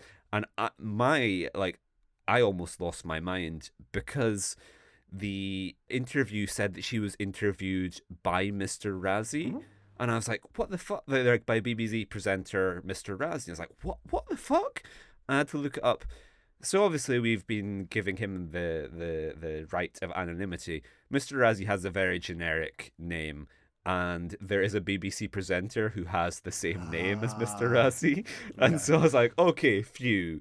We didn't miss out on an interview between Judi Dench and Mr. Razzie. But anyway, it says, when non-Mr. Razzie informed her of the nod, the iconic actress took it in her stride. She said, "Oh, am I? Oh, very, very good. As the worst supporting actor? Oh, well, that would be good. As far as I know, that's a first." Which, again, just treasure. Yeah. Like, doesn't care. Just like, oh, as far as I know, great, jolly good, fantastic. And speaking of the movie, Dench said, "I didn't read anything about the response to it, nor have I seen it. I've only seen a picture of myself. I once had a cat who looked like that, called Carpet, and I didn't realise I was playing Carpet. I thought I was playing a kind of, clapped out, mangy old cat who was at the end of her life. I didn't realise I was this wonderful show cat. I was aware of the response only slightly. I think people had been rather kind to me. I'm not big on reading the news anyway. You kind of know yourself about something, I think." Which is the ultimate response to cats. That's fantastic. But yeah. So moving on, my final nomination. So we've spoken about Mr. Razzie being scared of stan culture. We've spoken about Mr. Razzie also being a simp for this individual. But Ana de Armas in War Dogs. Okay. So I've not seen War Dogs. So War Dogs is the Todd Phillips movie. Before he would trigger us all with Joker, Todd Phillips would try and be Martin Scorsese. So he might have even made this before The Hangover 3. Okay. This might have been like well, that was a failure. I guess I need to make Hangover 3. Yeah. But it's one of those like true crime kind of like he's trying to do the Adam McKay pivot to like, I'll segue from frat boys being hungover to frat boys dealing arms. Oh, okay. And this was a kind of like pre-breakout Ana de Armas, and I thought she was I was like, this is one of the worst performances I have ever seen in my life, because she's Miles Teller's girlfriend, or she's Jonah Hill's girlfriend. She's a very small role in that she's just doing the kind of like fiery Latina, like, you better not be dealing arms again. Yeah. Homer, are you selling arms to the Cubans? No, Marge. And she fucking sucks. Okay. And I watched that and I was like, this actress will never work again. She is one of the worst performers I have ever seen. And a year later, she stole all our hearts as Joy in Blade Runner 2049. But anyway, extenuating circumstances. So she done... Knock Knock had been released earlier, the Keanu Reeves film, which is one of our first, I think, mainstream English features. But the deal with War Dogs, she said that she was like, she couldn't speak English when she got that role. Okay. And so she was like, she had to learn all of her lines phonetically. And so she, like, which the performance becomes very impressive, where you're like, well, that's like way, way better than any performance I could give in Spanish. So, like, the extenuating circumstances explain why she's not good. So it's again kind of like she's miscast rather than being bad herself. Of like, yeah, given the circumstances, well done, really good performance. But it then becomes like, how gutted must you be if you were any other actress which auditioned for that part? Mm-hmm. And you're like, I lost to someone who didn't even speak the same language as the director. Like, it doesn't sound out like, again, if they're trying to like, there's no reason that she couldn't have been Cuban No, in yeah, the yeah. film and just spoken Spanish and subtitled her, and they could have made that miscommunication with her partner a thing. But instead, it's just like they threw her under the bus. I was like, okay, and she obviously probably couldn't take direction Yeah. either, and like it doesn't sound like they made any concessions for her of like, okay, we'll get a translator in and we'll this. It just seemed like they cast someone who was really hot and then just kind of threw her in at the deep end. It's like, yeah, I'll be fine. But anyway, yeah, Ana de Armas in War Dogs is my final. That is very fair. That is very fair. So we will now take a brief pause for correspondence. Exciting. So we got a message from Kelly, friend of the show. She said, Powder 1995 escaped any nominations, which surprises me. So, have you seen Powder? Not. What is Powder? I was relying on you for Whoa. this. Well, I wasn't relying on Wait, you, let me but have a like you'll know, it's your Jeepers Creepers pedophile. It's Victor Salva. Yeah. Oh, okay. No, I haven't. So, It's Powder mine. is fucking wild, and so I hadn't watched it, and I didn't like to rely on you having seen it because it's like Kyle will be able to speak about Victor Salva at length. Absolutely. And I thought you'd be aware of Powder, but I didn't know if you'd have actually seen it. So I watched it last night at hero. work, and yeah, good call from Kelly because Powder is fucking wild. So Powder I would group in that like Book of Henry subgenre of a precocious child does things. So Powder is an albino young man who is like a shut-in. Like it's kind of like a room thing of like his mother is struck by lightning and he's Blade but for lightning. Of like his mother is struck by lightning while it's in the womb, which kills her and gives him superpowers and also makes him an albino. I don't know. Wow. And then his dad is like, "Oh my god, that's not my baby. That's not my baby. That's not my son," and abandons him. So he's raised by his grandparents who just shut him in. And then they die and he's kind of released into the world. And yeah, it's a real wild ride. I just watched it yesterday. I'm already not going to be able to do Wow. justice to Powder. And Kelly's completely right in that you can just like pin the tail on the donkey, like put a blindfold on, spin around, and whatever you land on, you could be like, yeah, sure. So it was written and directed by Victor Salva. Do you wanna speak about him? What did you call it? My Jeepers Creepers pedophile, as you've so lovingly called him. Yeah, so this is obviously pre-Jeepers Creepers. No, this is 95 must in the middle, isn't it? This must be no, 95 must be. First one's like 97, surely. Oh, okay, yeah, sorry, no. Yeah, I'm getting confused. Yeah, Because there's massively, I thought. Because he molests some boy on his first film, which I can't remember the name of. Clown House, That's the which was produced by Francis Ford Coppola, and Powder has kind of Jack vibes a little. So this is, I don't know if Powder is the film, by the way, but there was a film, so it would have been after Clown House. If this is the follow one, there might be one in between. I remember that he got the job and then didn't know about his, because he was convicted. He served like a couple of years in prison. Yeah, he went to jail. He went to jail, came out, just resumed his career like nothing happened, and nobody checked. It's pre-internet days, I get that. Like you're maybe not. There were no hard drives to check. There were no hard drives. No one checked anything. He got the job, and then the controversy came. Might have been the one before this. I'm sure he had another one, but he still managed to sail through it twice.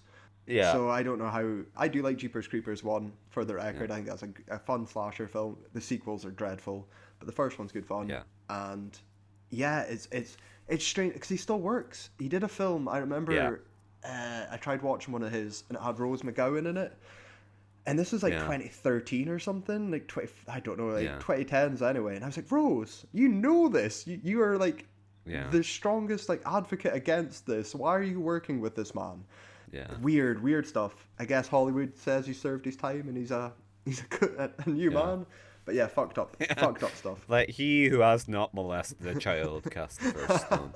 Yeah, so it's a fucking insane story because he molested one of the Oh, actors. he's an actor. Yeah, he molested one of the cast members on his film, Fuck. Clown I thought it House. was I don't know why there'd be other kids hanging about a set, but I didn't think it was one of the No, actors. he raped a 12-year-old and Fucking hell. videotaped it. Fucking hell. And then he was also discovered with child pornography, pled guilty to lewd and lascivious conduct, oral sex with a person under 14, and procuring a child for pornography. And he was sentenced to 3 years in state prison, of which he served 15 months. Fuck.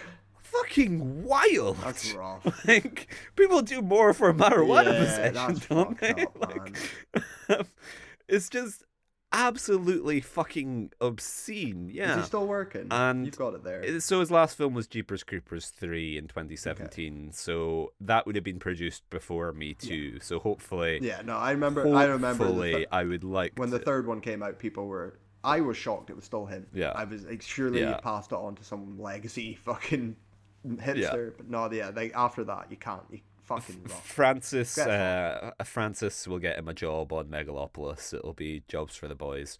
Yeah. So, as you said, it says Salva's career took a hiatus after his release. He did not make another film for 2.5 years. That's not really hiatus. No. That's like Yeah. that's David Fincher has gone like more time has elapsed with people who are not in jail for being pedophiles. Rough. Like, not even speaking about Terrence Malick. Like, 2.5 years is not a long gap Not at all. He worked as a telemarketer during the week and wrote scripts during the weekend, supposedly delivering them to well-known producers while posing as the delivery boy. His next film was The Nature of the Beast, a direct-to-video mystery horror film. It starred Lance Henriksen and Eric Roberts. Salva based the film's characters on people he met in prison. So he's not exactly dancing around not it. at all, no. Like, and then his next big studio feature was Powder, which was a fucking Disney film.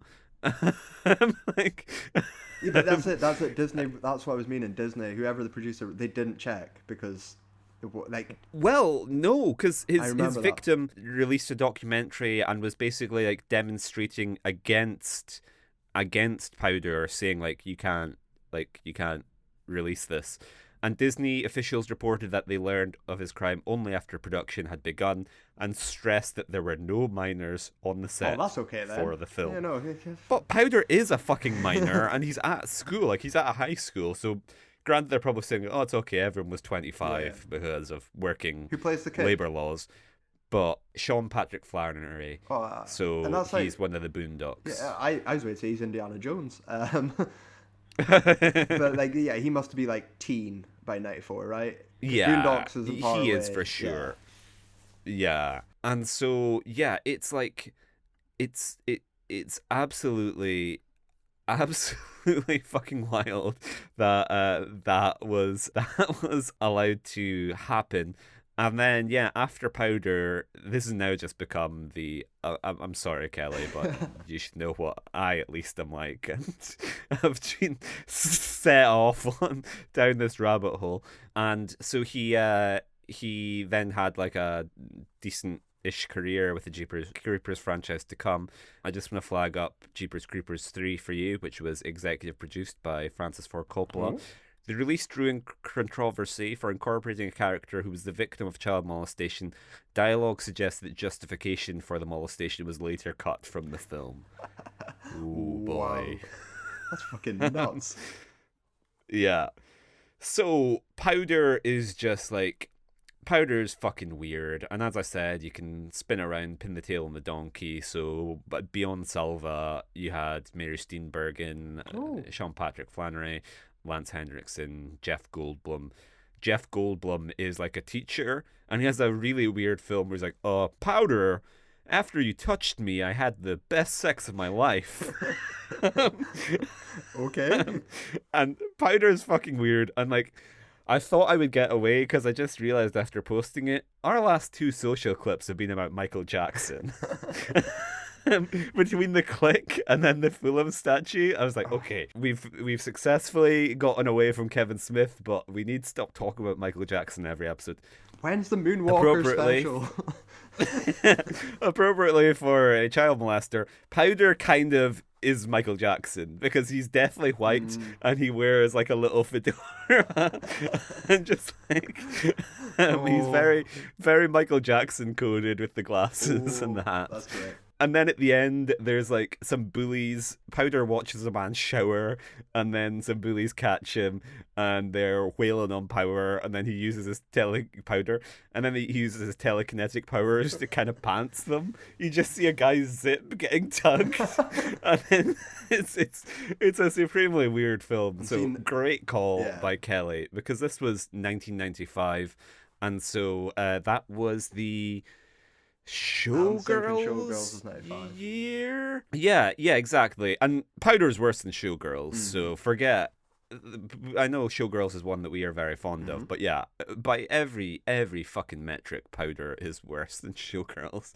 So yeah, it's incredibly perplexing given that like this has everything Mr. Razzie would want. Jeff Goldblum coming off Jurassic Park, Mary Steenburgen coming off an Academy Award and Back to the Future 3, maybe. Lance Henriksen, Aliens, and a paedophile writing and directing. Why was Mr. Razzie not all over this? It's so perplexing. But anyway, on to Worst Director. What have you got for me? So finally, I have a big one. My man, Mick G, has never won a Razzie. Wow. He won a stinker. Yeah. I had to look it up to see if he won anything. No, just a stinker award.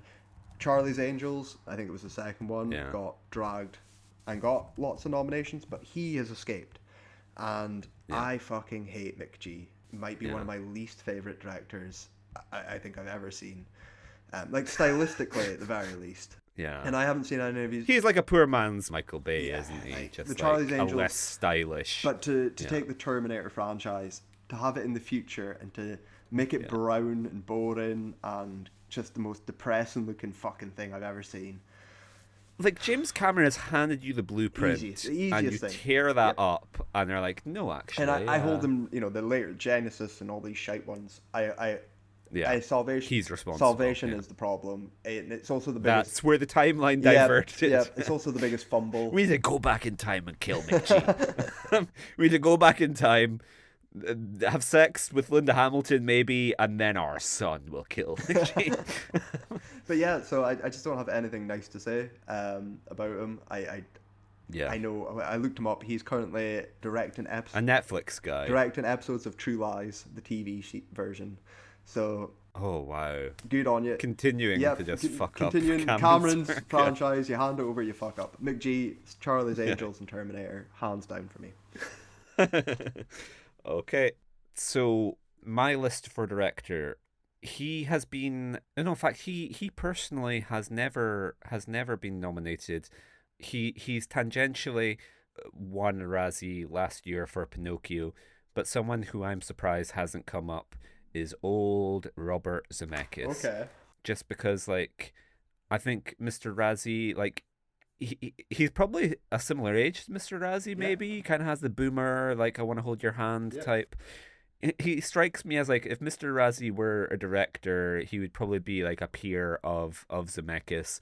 And I think, like, if you look at stuff like Malcolm to Warwin and, like, The Witches, Pinocchio, like... I like Beowulf, but like I could see Beowulf being like a... I didn't like Beowulf. I'm on the... What is it? The Polar Express onwards. I'm not with you. Yeah. I'm not with you, Robert. I'm sorry. You're off the Polar Express. I am. So long. See ya. Enjoy your one-way ticket to the Uncanny Valley. So I'm kind of surprised he hasn't got more love. So his next movie, he has a film out next year called Here, which covers the events of a single room and its inhabitants spanning from the past well into the future. So Tom Hanks is in it, and it sounds like it's going to be another Cloud Atlas. Wikipedia says the film uses a new generative AI technology called Metaphysic Live to face swap and de-age the actors in real time as they perform instead of using post-production.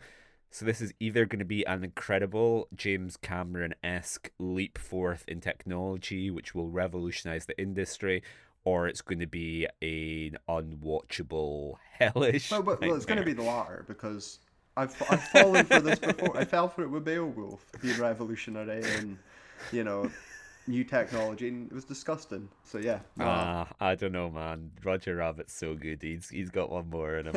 Next nomination, bit of a weird one. Luke Scott for Morgan. Oh, So, did you ever see Morgan? I didn't see Morgan. I don't even know his name. He is a son of Ridley Scott. He's one of Ridley Scott's Ah, children. okay. I forget if I've ranted to you about Morgan. Morgan's crap. Morgan's like an Ex Machina Blade Runner ripoff, and like it's a directorial debut with the kind of cast that you only get if your dad is Ridley Scott. Yes. So it was produced by Ridley, and it stars Kate Mara, Anya Taylor-Joy, Toby Jones, Rose Leslie, Boyd Holbrook, Michelle Yeoh, Jennifer Jason Leigh, Okay. and Paul Giamatti. That's So a cast. yeah, oh, and that's it. Yeah, not even mentioned there. Brian Cox Oh, is also oh in it. wow. And so, like, again, like if you are a debut filmmaker, you just shouldn't be getting that cast. Like even people like David Fincher doing like even if you've like proved yourself in other fields, Yeah. I just feel like you shouldn't. That's like it's like Peter Jackson directing Fellowship of the Ring as like a debut feature. And the funny thing is that Ridley Scott is like a curmudgeon, and he's spoken about like, oh, the industry is fucked, and too many films are released nowadays, and too many people are allowed to make films. I'm like, okay, Ridley, if we're gonna start limiting the people who get to make films, you're arguably gonna be in the firing line because The Martian's probably your last film that I've really liked. And I was like, and certainly your Nepo son, like, would not be making Hmm. films in any world in which he isn't your kid. And Morgan was kind of nothing. Like, it was an $8 million budget, and it made 8.8 million. $8 million would barely even cover those people's Yeah. salaries. They're clearly just like working for Yeah. nothing to be near Ridley Scott. But his career hasn't really taken off, and I think the last thing he did was he directed like tie-in materials for Alien Covenant and Blade Runner 2049. So to go from your own feature film to like essentially directing fan films for your dad's properties. Anyway, Morgan Fair. sucks. I've meant Next I have nomination. one. Yeah. I mean I still have a couple. Oh, I did pick oh, first up sorry, I for forgot. Yeah. director. Right. I've harked on him already, so I'm gonna just cut into him. David Gordon Yeah. Green. My enemy. He's deserves it. He's gonna win it, hopefully, next year for I think his odds are for good. Yeah. tarnishing finally being the person to kill the Exorcist. Yeah, and mostly though I'm gonna pinpoint that Stoner trilogy, the Pineapple Express, Your Highness, and The Sitter. That terrible Yeah. run, 3 in a row Yeah. of the most unfunny, fucking slapped together. Yeah, just shit. I kind of have some mixed feelings on his Halloween run. It's better Yeah. than I like the It's first better than one. Rob Zombie's attempts. That's all I'll say. But that what I'm laser focusing in is that trilogy. That's he will win it for Deceiver, but the fact those 3 films didn't get dragged through. Yeah. Yeah, like that Jonah Hill, Rogan period of time, late 2000s, the post Superbad years Yeah. didn't get covered enough, and I hold this Yeah. man responsible for a lot of it. So yep. He works constantly. Like I bet he's done tons of stuff that we're forgetting, like Joe, the film with Nicolas Cage, Well, like Nicolas Cage's I Mud. Did you ever see from that? The Sitter to Halloween, there's like 10 films. Yeah. I've not seen a single fucking one of them, and I'm not going to either. Like, I biggest Exorcist fan. I refuse to see Deceiver, Believer, whatever the fuck it's called. I'm sad to see him go down the Jason Reitman path because, like, I used to like he's made tons of stuff I like. Like, he made the Boston bombing Jake Gyllenhaal film, I think, and like, I'm sure I've liked David Gordon Green, so I'm disappointed to see him fall down like IP lane. It's just how you keep getting work. Like I don't know how you get work after like Your Highness. You know what I mean? That's like Carrot Top doesn't get to Yeah. follow up. Pauly Shore doesn't get that much of a run. He got a lot. Yeah. I don't know. Fuck him. Don't like him. Yeah. Okay, my next one, Cameron Crowe. I'm surprised he's avoided Razzie attention. My main titles I would single out Aloha, obviously, and Elizabethtown, I think, is real bad. Fair. Cameron Crowe, of course, hasn't made anything since Aloha. He was the producer of that David Crosby documentary, but Which was good. not directed something. Little piece of interesting trivia for you. In 1997, it was reported that Crowe was in talks to direct a biopic about Phil Spector, with Tom Cruise in talks to portray him. He's the right height. Crowe stated in 2005 that the film was unlikely to be made due to the murder of Lana Clarkson, which Spector was convicted of. It has also been said that the film was never made due to the failure of finding a third act to the story. That's a third act. I mean, even before that, what was it, 98 or whatever? It's still pretty easy to have your three. You have your 6 Days Golden, Rise, 70s, Ramon, Lennon, Fall Down, and then The Collapse. It writes itself. It's like, you know, you just take a Warhol documentary and scribble it around, move things about. There you go. Like, I mean, I know you're a Manson guy, but it's like, man, Kyle, why did Cameron Crowe not get on the phone to you to be like, Kyle, I'm having a breaking the Phil Spector story. Well, I'm glad you asked, Cameron. You know, it's only one jump away, isn't it? Manson to Wilson to Spector. You know, it's very smooth. Do you I have a couple more. I have Steve Miner. Yeah. This is my niche fucking one's coming out again. Steve Miner directed Friday the 13th Part 3. However, he also did another little film, which I think escaped Razzie focus, and it's what year is it? 1986 film called Soul Man. Oh, you've told me about Soul Man, either on mic or off. Thomas Howell stars as a white male law student who pretends to be black in order to qualify for a scholarship. The soundtrack includes a version of the title song performed by Sam Moore and Lou Reed. I don't think he works after this as well. I think Soul Man kills his career. These are two shocking... Tell you what, Kyle, he needs to reinvent himself by masquerading as a black man. That could be what his career needs. It led me down a weird path, because I was like, I recognized the name. I was like, what did you do? It was Soul Man. And it brought me a reminder of that film, is it Lakeisha? Was that what it's called? The one that was like, couldn't get a release, about the DJ pretending to be a black lady to get an audience. I was like, oh wait, has it been remade? Has Soul Man got a legacy sequel? But we're like, these are two of the bottom of the barrel, like 80s kind of stuff here, and he got work. He got work after Friday the 13th Part 3, and that's a big fucking no for me. So yeah, there's on these two films that I have seen alone, I've picked Steve Miner. Okay, next up I have Oliver Stone. So primarily for Savages, but we've both spoken on the podcast about not really liking Oliver Stone, even the films that are well received. He's got Razzie attention with a nomination for writing Year of the Dragon with Michael Cimino, directing U-Turn, and screenplay for Alexander and directing for Alexander, but he's never won.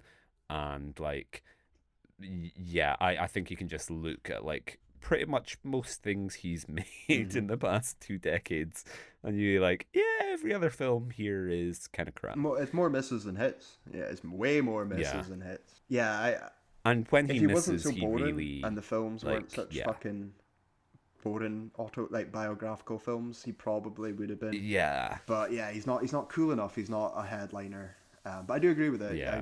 I'm not a Stone man. Yeah, I'm not a stoner. Not stoners over here. Yeah. Okay, who do you have next? My only last one I have is William Brent Bell, and that's just for Devil Inside Again, because he's a no name, I believe, on Wikipedia. Yeah. I didn't research him because I don't want to, but Doubling Down also pops up for screenplay. It's his fucking baby. He's to blame. He's the cynical cash in. He's the one that made £90 million profit, and I hate him. So, yeah. Okay, and so my final one is a man who has got a Razzie nomination for co-writing the screenplay of Armageddon. It is, of course, Jar Jar Abrams, who has Oh, escaped recognition for directing.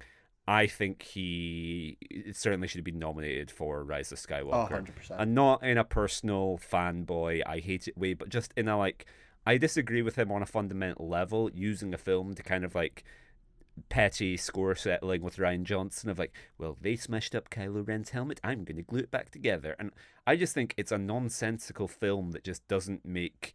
There's no cohesion from beat to beat with all like John Boyega's like, Ray, I have to tell you something. Mm. It doesn't matter. And Chewbacca getting like blown to smithereens, and wait, no, now he's Yep. back, and C-3PO's like, goodbye, friends, I'm gonna get my memory erased, and not actually. I think it just, as a Yep, I agree directorial with you. effort, it just Did doesn't stick. JJ do Into Darkness? I should know this, but I don't. Yes. Okay. Yeah, he did. 100%. What that like? Because I don't mind Star Trek reboot. That's how I get you on Yeah, board. no, I don't mind Star Trek reboot, the '09 one, and I don't mind Force Yeah. Awakens. Like they're both fine Yeah. for what they are to me. Yeah, they're fine for exactly. But Rise of Skywalker and Into Darkness are genuinely bad movies that don't even feel like the same person. Yeah. They feel like just factory, like autopilot, and they're so So those two alone, I double down agree. Yeah. Then off to worst screenplay. So it's taken a while, but we've at last got him. Bright by Max Landis, Yes. of course. That's my first nomination. I have Max. I do have Max. I have 3 people, and one of them's Max Landis. The funny thing is, I don't genuinely think Max Landis, like the man is horrible, and if you read his screenplays, they're just like, it's just him sucking his dick for like 90 pages of like, the coolest fight scene you've ever fucking seen, and yeah, you're never gonna guess. Most screenplays go from page 2 to page 3. This screenplay goes to page 4. Where's page 3? You'll find out later. Whoa, this is epic. But like, most of his films, like, they're not screen crawlingly, like, to his credit, his films aren't generally as annoying as he is.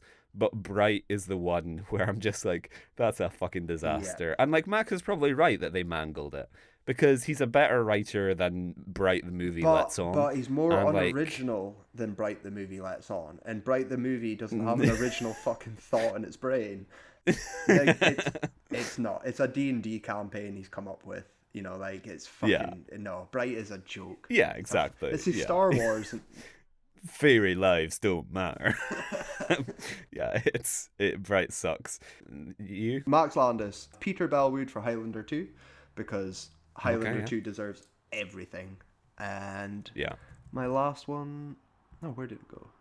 Oh, just because he escapes, my other mortal enemy is Alex Kurtzman. Speaking of J.J. Abrams, Should have known. which is, it's weird because he does Mission Impossible 3 with J.J., which I like, Yeah. don't love, but I do like Mission Impossible 3 a lot. But his run, Yeah, same. including Star Trek, is possibly the worst run I've ever seen. We spoke about it in Transformers, but the man on movies is a dreadful writer. The man on TV is a dreadful writer. Like, someone who doesn't get anything that he's like working on, and I don't understand how he lands these roles. Be it like fucking Spider-Man, the one we went to see. Oh shit. Yeah, and you're like, what? You don't know Spider-Man. You don't know what you're doing. Well, he's working with James Vanderbilt, the guy who wrote Zodiac, who's obviously the custodian of the franchise. He's just a hack. When I bring up hacks a lot, this is what I mean. Is Alex Kurtzman is a Hollywood. You know what he looks like. Just picture him in his head. You can see him. Just the glasses, the tweed, contempt for my audience. I really don't like Kurtzman. So. Yep. Yeah. That was a Star Trek writing adjacent for me here when it wasn't Landis, but 100%. So my next one, I don't have the writer, but the movie Fall.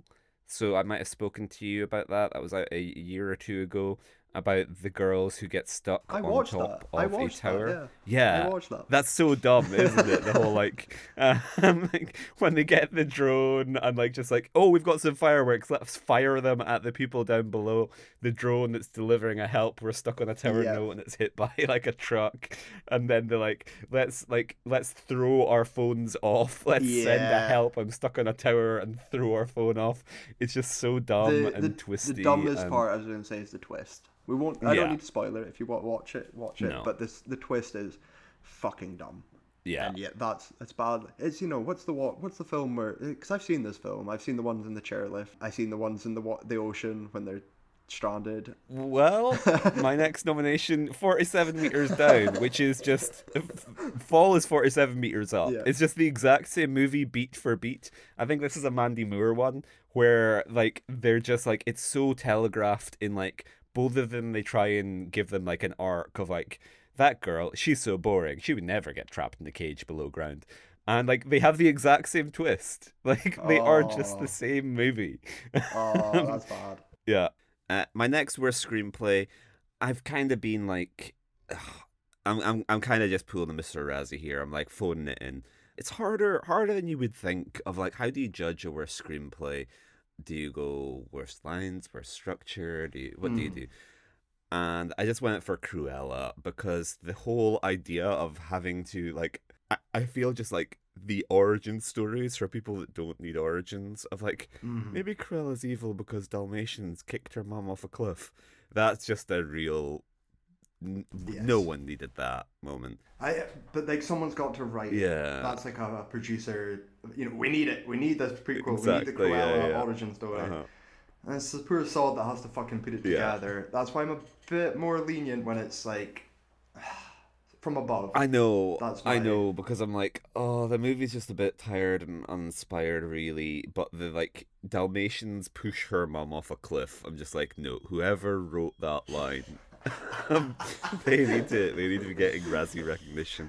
That is fair. And then my final nomination is, of course, Serenity, and I don't want to say any more about that because you still haven't seen it, have you? No, I haven't. No. Serenity is a masterpiece. It's just completely bonkers, and it's written by Stephen Knight, who is like a semi-renowned screenwriter, like the guy behind Peaky Blinders, and yeah, it's just a great case of should know better. And so that brings us on to the final category I have, which is worst remake, prequel, ripoff, or sequel. So, Well, I've covered. you- I think this is where I fall because I've covered everything here that's sequels. So you can Yeah. take your pick. You can take your fucking pick. Highlander 2 is still the worst sequel in terms of a sequel to an original. Yeah. But I do have a little one that popped into my head. And I think it's very Razzie appropriate. It might have got nominated, and I've just forgot. But it's Last Man Standing, Yeah. the 96 Bruce Willis film. that didn't get No, nominated, I well, don't think. Or he might have, for maybe. it. But I maybe, have maybe. a faint recollection speaking about it on the podcast. But yeah, I had this on video as a kid, Last Man Standing. And it wasn't until I was a teenager and I fell into my spaghetti westerns and stuff. It's a remake or a rip-off of Yojimbo. But it's not just Yojimbo, it's a Fistful of Dollars, Yojimbo. It's like 4 remakes, we're far past the point. Yeah. Not including Django, not including all the millions of other versions of this film I've seen. It's so unnecessary. I think it's Walter Hill directed it, who obviously I love from The Warriors and various other stuff. And it's not a bad film, but in terms of, oh my god, you do not need this film. You do not need to update Yojimbo in the 90s with John McClane. And yeah, it's because it's Bruno, because it's so unnecessary, and it's like a remake of a remake of a remake. That's the biggest rip-off. So I thought that's a very Razzie appropriate one. But other than that, take your pick of sequels. Good call. Okay, my first one, the sequel that isn't a sequel, it is Solace. Oh yeah. So Yeah, do you know about good. this movie? The film, which was originally intended as the sequel to Seven, and was produced years later with a psychic Anthony Hopkins. So Solace is great because it's just like I don't know what it would have been intended as, because obviously like Brad Pitt is kind of out of the picture in the end of Seven because he, spoilers, kills John Doe. So I think they're just like, well, Morgan Freeman is left on his own, and then he becomes a psychic. I love that. I fucking love that. That's a Stephen King sequel. I like that a lot. My next. I have one in my mind that I am Yeah. I would put money on you mentioning that I haven't seen, and it is a sequel that's not a Uh-huh. sequel, so I'm wondering if that's going to come up. I'll warn you. I might well have mentioned it, but I wasn't feeling very inventive by the Okay. time I got to this category. Okay. So you'll probably mention it. I'll be like, God damn it! Why the fuck did I not mention this? So my next one. This is kind of shared, but I said Rise of Skywalker. Really, I want to give it to the Star Wars sequel Okay. trilogy, with a notable exception for Last Jedi, just because I'm like, Force Awakens just beat for beat is A New Yes. Hope, and Rise of Skywalker, I'm like, for the love of God, could you not introduce like a single new thing? I guess their romance between Adam Driver and Daisy Ridley was their new Mhm. thing, but even that just seemed like it was taken kind of from like young adult Mhm. fiction, or even that just seems like it was. So those Disney Star Wars have just been like an absolutely crushing exercise in ripping off the source material, which like George Lucas at least took things like a magpie from like a whole array of Mhm. influences, whereas the new Star Wars is just a copy And of you know kind of a what? Like, copy. I'm gonna go out on a limb and say I'm okay with that. What I agree with and what I want to focus on is fucking Solo. That's probably my Mm, lead. That's probably the most cynical, depressing, Disneyfied. yeah. George Lucas is spinning in his grave sort of film. And yeah, Rise of Skywalker is the Yeah. worst of the bunch by a country mile. So, but I don't know. Force Awakens, maybe it's sentimental. Maybe it's just I don't know. I'll defend it. It's Something. it's like it's like what do you focus on? So like for me, Rise of Skywalker is annoying as a rip-off of just like it's bringing nothing new to the table. It's just throwing up Star Wars you've seen in the past. Whereas Solo is probably more troubling as a prequel in terms of like explaining like here's how Han Solo came to be called Han Solo, Mm-hmm. or like all the things you liked about that guy. Well, turns out they can all be explained with this one day of his life. My next one, this is a bit of a weird one, but I saw this film on my dad's birthday one year, and my mum and my dad had a really good time with it, and my brother and me hated it. And I think my brother was he was like a teenager. And I think that was my mum in particular's first realization, like, oh no, Jericho has poisoned his younger brother, and he's now turned into a snob that can't enjoy things. It is I, Ooh, Frankenstein with Aaron Eckhart. not seen it. How is it? It's awful. It's so bad. Like it's a ripoff of like Underworld, or even dare I say it, Van Helsing. But it's just like Frankenstein. Like I think people call it like the hot Frankenstein movie, of like Aaron Eckhart plays Frankenstein, but he's kind of just like he's not really in any prosthetic or effects. He's just kind of like himself. And I think they give some lore as to why he just like Frankenstein just has a scar on his cheek or something, and he's just fighting like bad guys from Underworld or something. It's dreadful. Like it's so bad. Next up, I have The Hangover Okay. Part Two, which I feel like is just one of the most It is. Yeah. uninspired You sequels know, I'm on the Todd of Phillips like hangover train. The second yeah one though is it's what people think Ghostbusters 2 is. You know, like Ghostbusters yeah 2 is a beat for beat remake of the first film, but the memorableness is the differences of Ghostbusters 2. yeah. Aliens, slime, yeah, it's different. But Hangover Part 2 is just a mirrored version of the first one. Um, It is just, yeah, like, oh, there was a tiger in the first one, now yeah, it's a monkey. There was now this it's and that, this. now it's this. He lost a tooth, well, he Yeah. lost an eye. Yeah, it's Mm-hmm. it's crap. And then my final one, which I don't think is going to be the one Okay. you will have guessed, so I'm very interested to hear what that is. You of course know that For My Sins, someone who was once very close to my heart was the filmmaker Woodsy Allen, and this next film deserves a Razzie for being fucking awful and for fucking ripping off the entire career of Woodsy Allen. It is, of course, Louis C.K.'s "I Love You, Daddy. Okay, Daddy." okay, fair, fair. Yeah, still not seen it. Still will never see it. Yeah, it's bro. Like there could have been something in there. Like "I Love You, Daddy" could have been a Mm. good film were it not for the looming presence of Louis C.K. Because that movie is just like Louis C.K. kind of wanted to fuck his Yes. daughters. Like I would be so horrified if I watched that related to that man.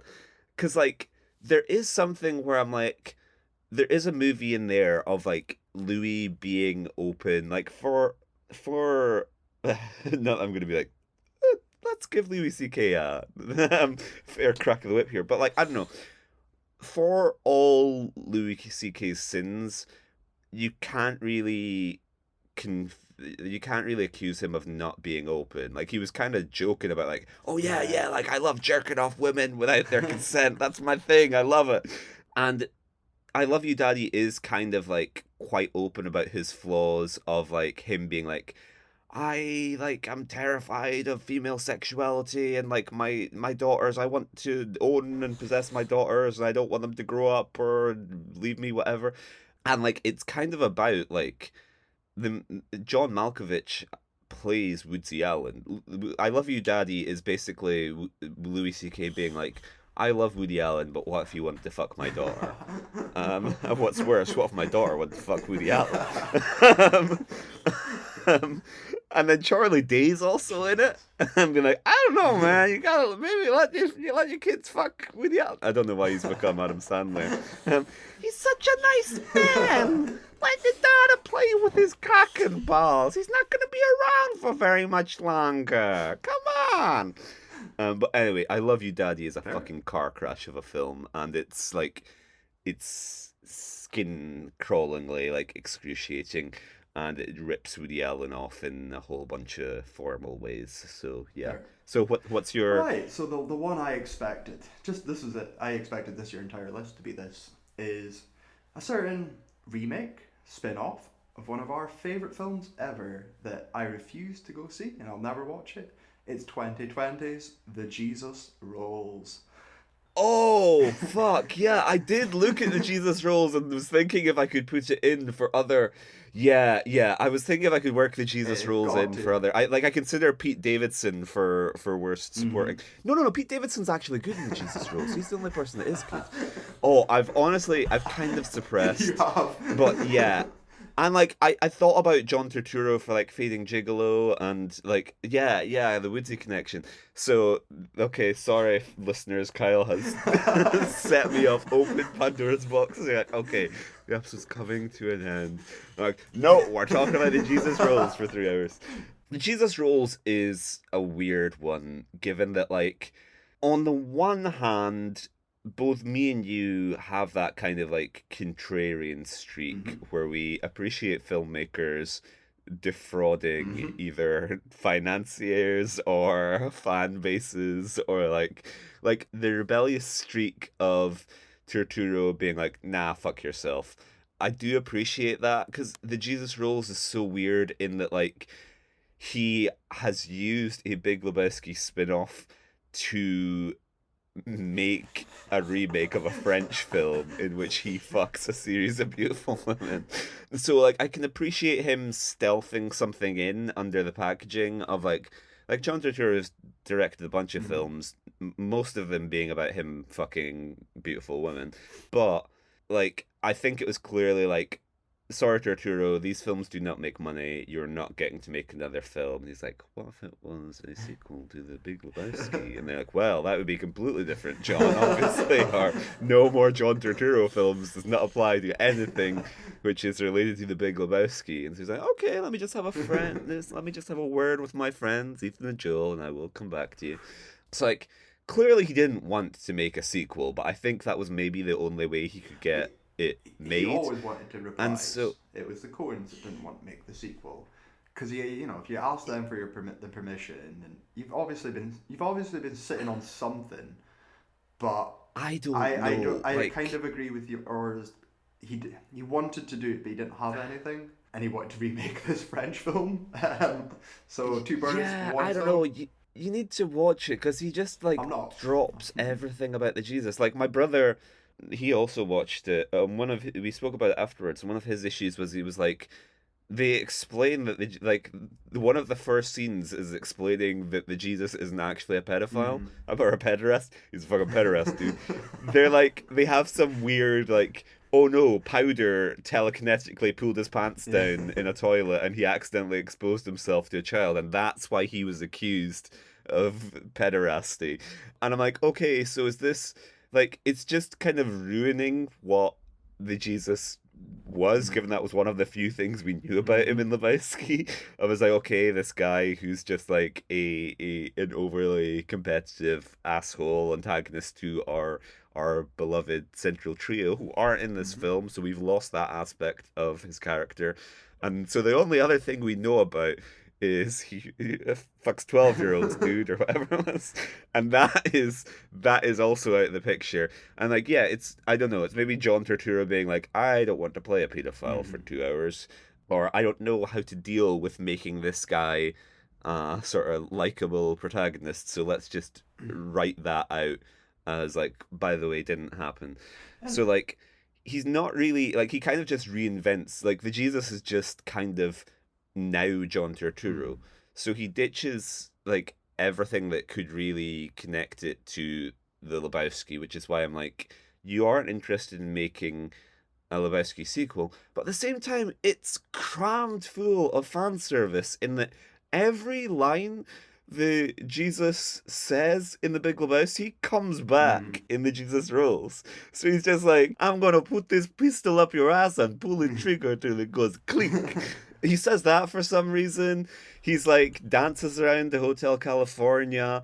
Like he just every fucking thing that he says or does in his 7 minutes of screen time in The Big Lebowski comes back. So I'm like, on the one hand, I have to commend you for like just delivering the Lebowski like spin-off that no one wants and just being like, no, I'm just going to do my own thing, which nobody else will be interested in seeing. But at the same time, don't include all these like no Lebowski bro who's just like ha ha ha rug. None of them are gonna sit through two no. hours of the most self-indulgent remake of a French film, be like, oh, but you know what I really liked was that scene where he did the thing with the ball. I The really only really thing I liked that. wanted, I can't remember the character's name, but I wanted his partner. You know, Liam? is that him? Yeah, see, didn't even miss a beat. Yeah. Yeah, I wanted him. I wanted to know how they came together. I wanted the Simpsons episode, Pen Pals, Yeah. whatever it is. I wanted to see Yeah, how they yeah. came together to be on a team.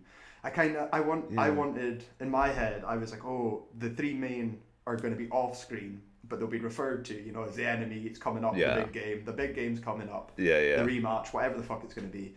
Yeah. But not having him in it broke me. I was like, it's just Jesus. Yeah. That's fucking shit. I don't want Yeah. references. I don't want it Disneyfied. But there is something you could do out of it that could be fun. No, for sure. Like if the Coens had made it, because were the Coens not going to make it about him being a pedophile or something? Like, Which is funnier. I'm sure. Like the Coens thing about like the Little Lebowski sequel, and then like I'm sure when they had mentioned something about the Jesus, I don't know. It's hard to imagine them doing it, but yeah, the reason the Coens didn't do it is because like they wouldn't have made They also this. missed the boat. Like 2020 is far too late to be doing Yeah. a sequel. Like you can't do it. Unless he was in jail for being a paedophile all that time. Which I think the film might start with him getting released from prison, actually. Anyway. That was a great call. So, yeah, nice one. So, that kind of concludes the episode. I do just have, like, a random category of us, like, random things which the Razzies could have done. And so, like, I don't know, maybe it's being an actor, but, like, I feel like I'm very charitable with my assessment of a lot of actors. I'm like, oh, well, Dakota Johnson's really just miscast as a teenager. But, like, they've spoken about doing it for, like, the Oscars. I can't remember if the BAFTAs have done it. They've introduced it for some smaller awards. but a Razzie for worst casting, I Yeah, think, would be I interesting. I'd like that. I mean, I think it's always Yeah, bloated with the supporting roles. I'd be yeah, happy just like worst male performance, worst female performance, and then worst yeah. like biggest miscast. Worst non-binary Yeah, performance. biggest miscast, or like yeah, that's a very good category. I would also like to see a category for worst international film Okay, okay. because we've spoken about it in the past with like these weird like British movies which just don't have any impact anywhere outside our cursed Mm. little island.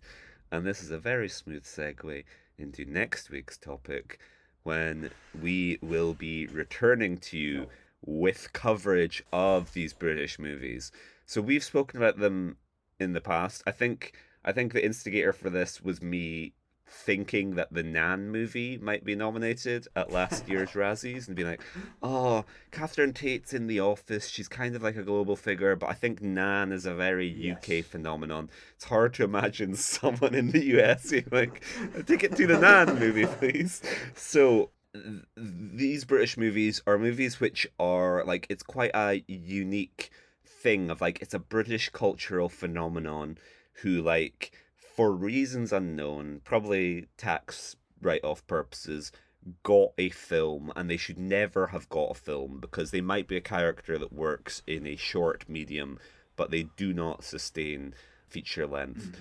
So we are going to be covering the terrible lowest of the low British flash in a pan movies next week. Absolutely. So join us for that. If you want to follow us on social media, we are Watching Worst, and you can email the podcast with any queries or comments or contributions at watchingworstfilms@gmail.com.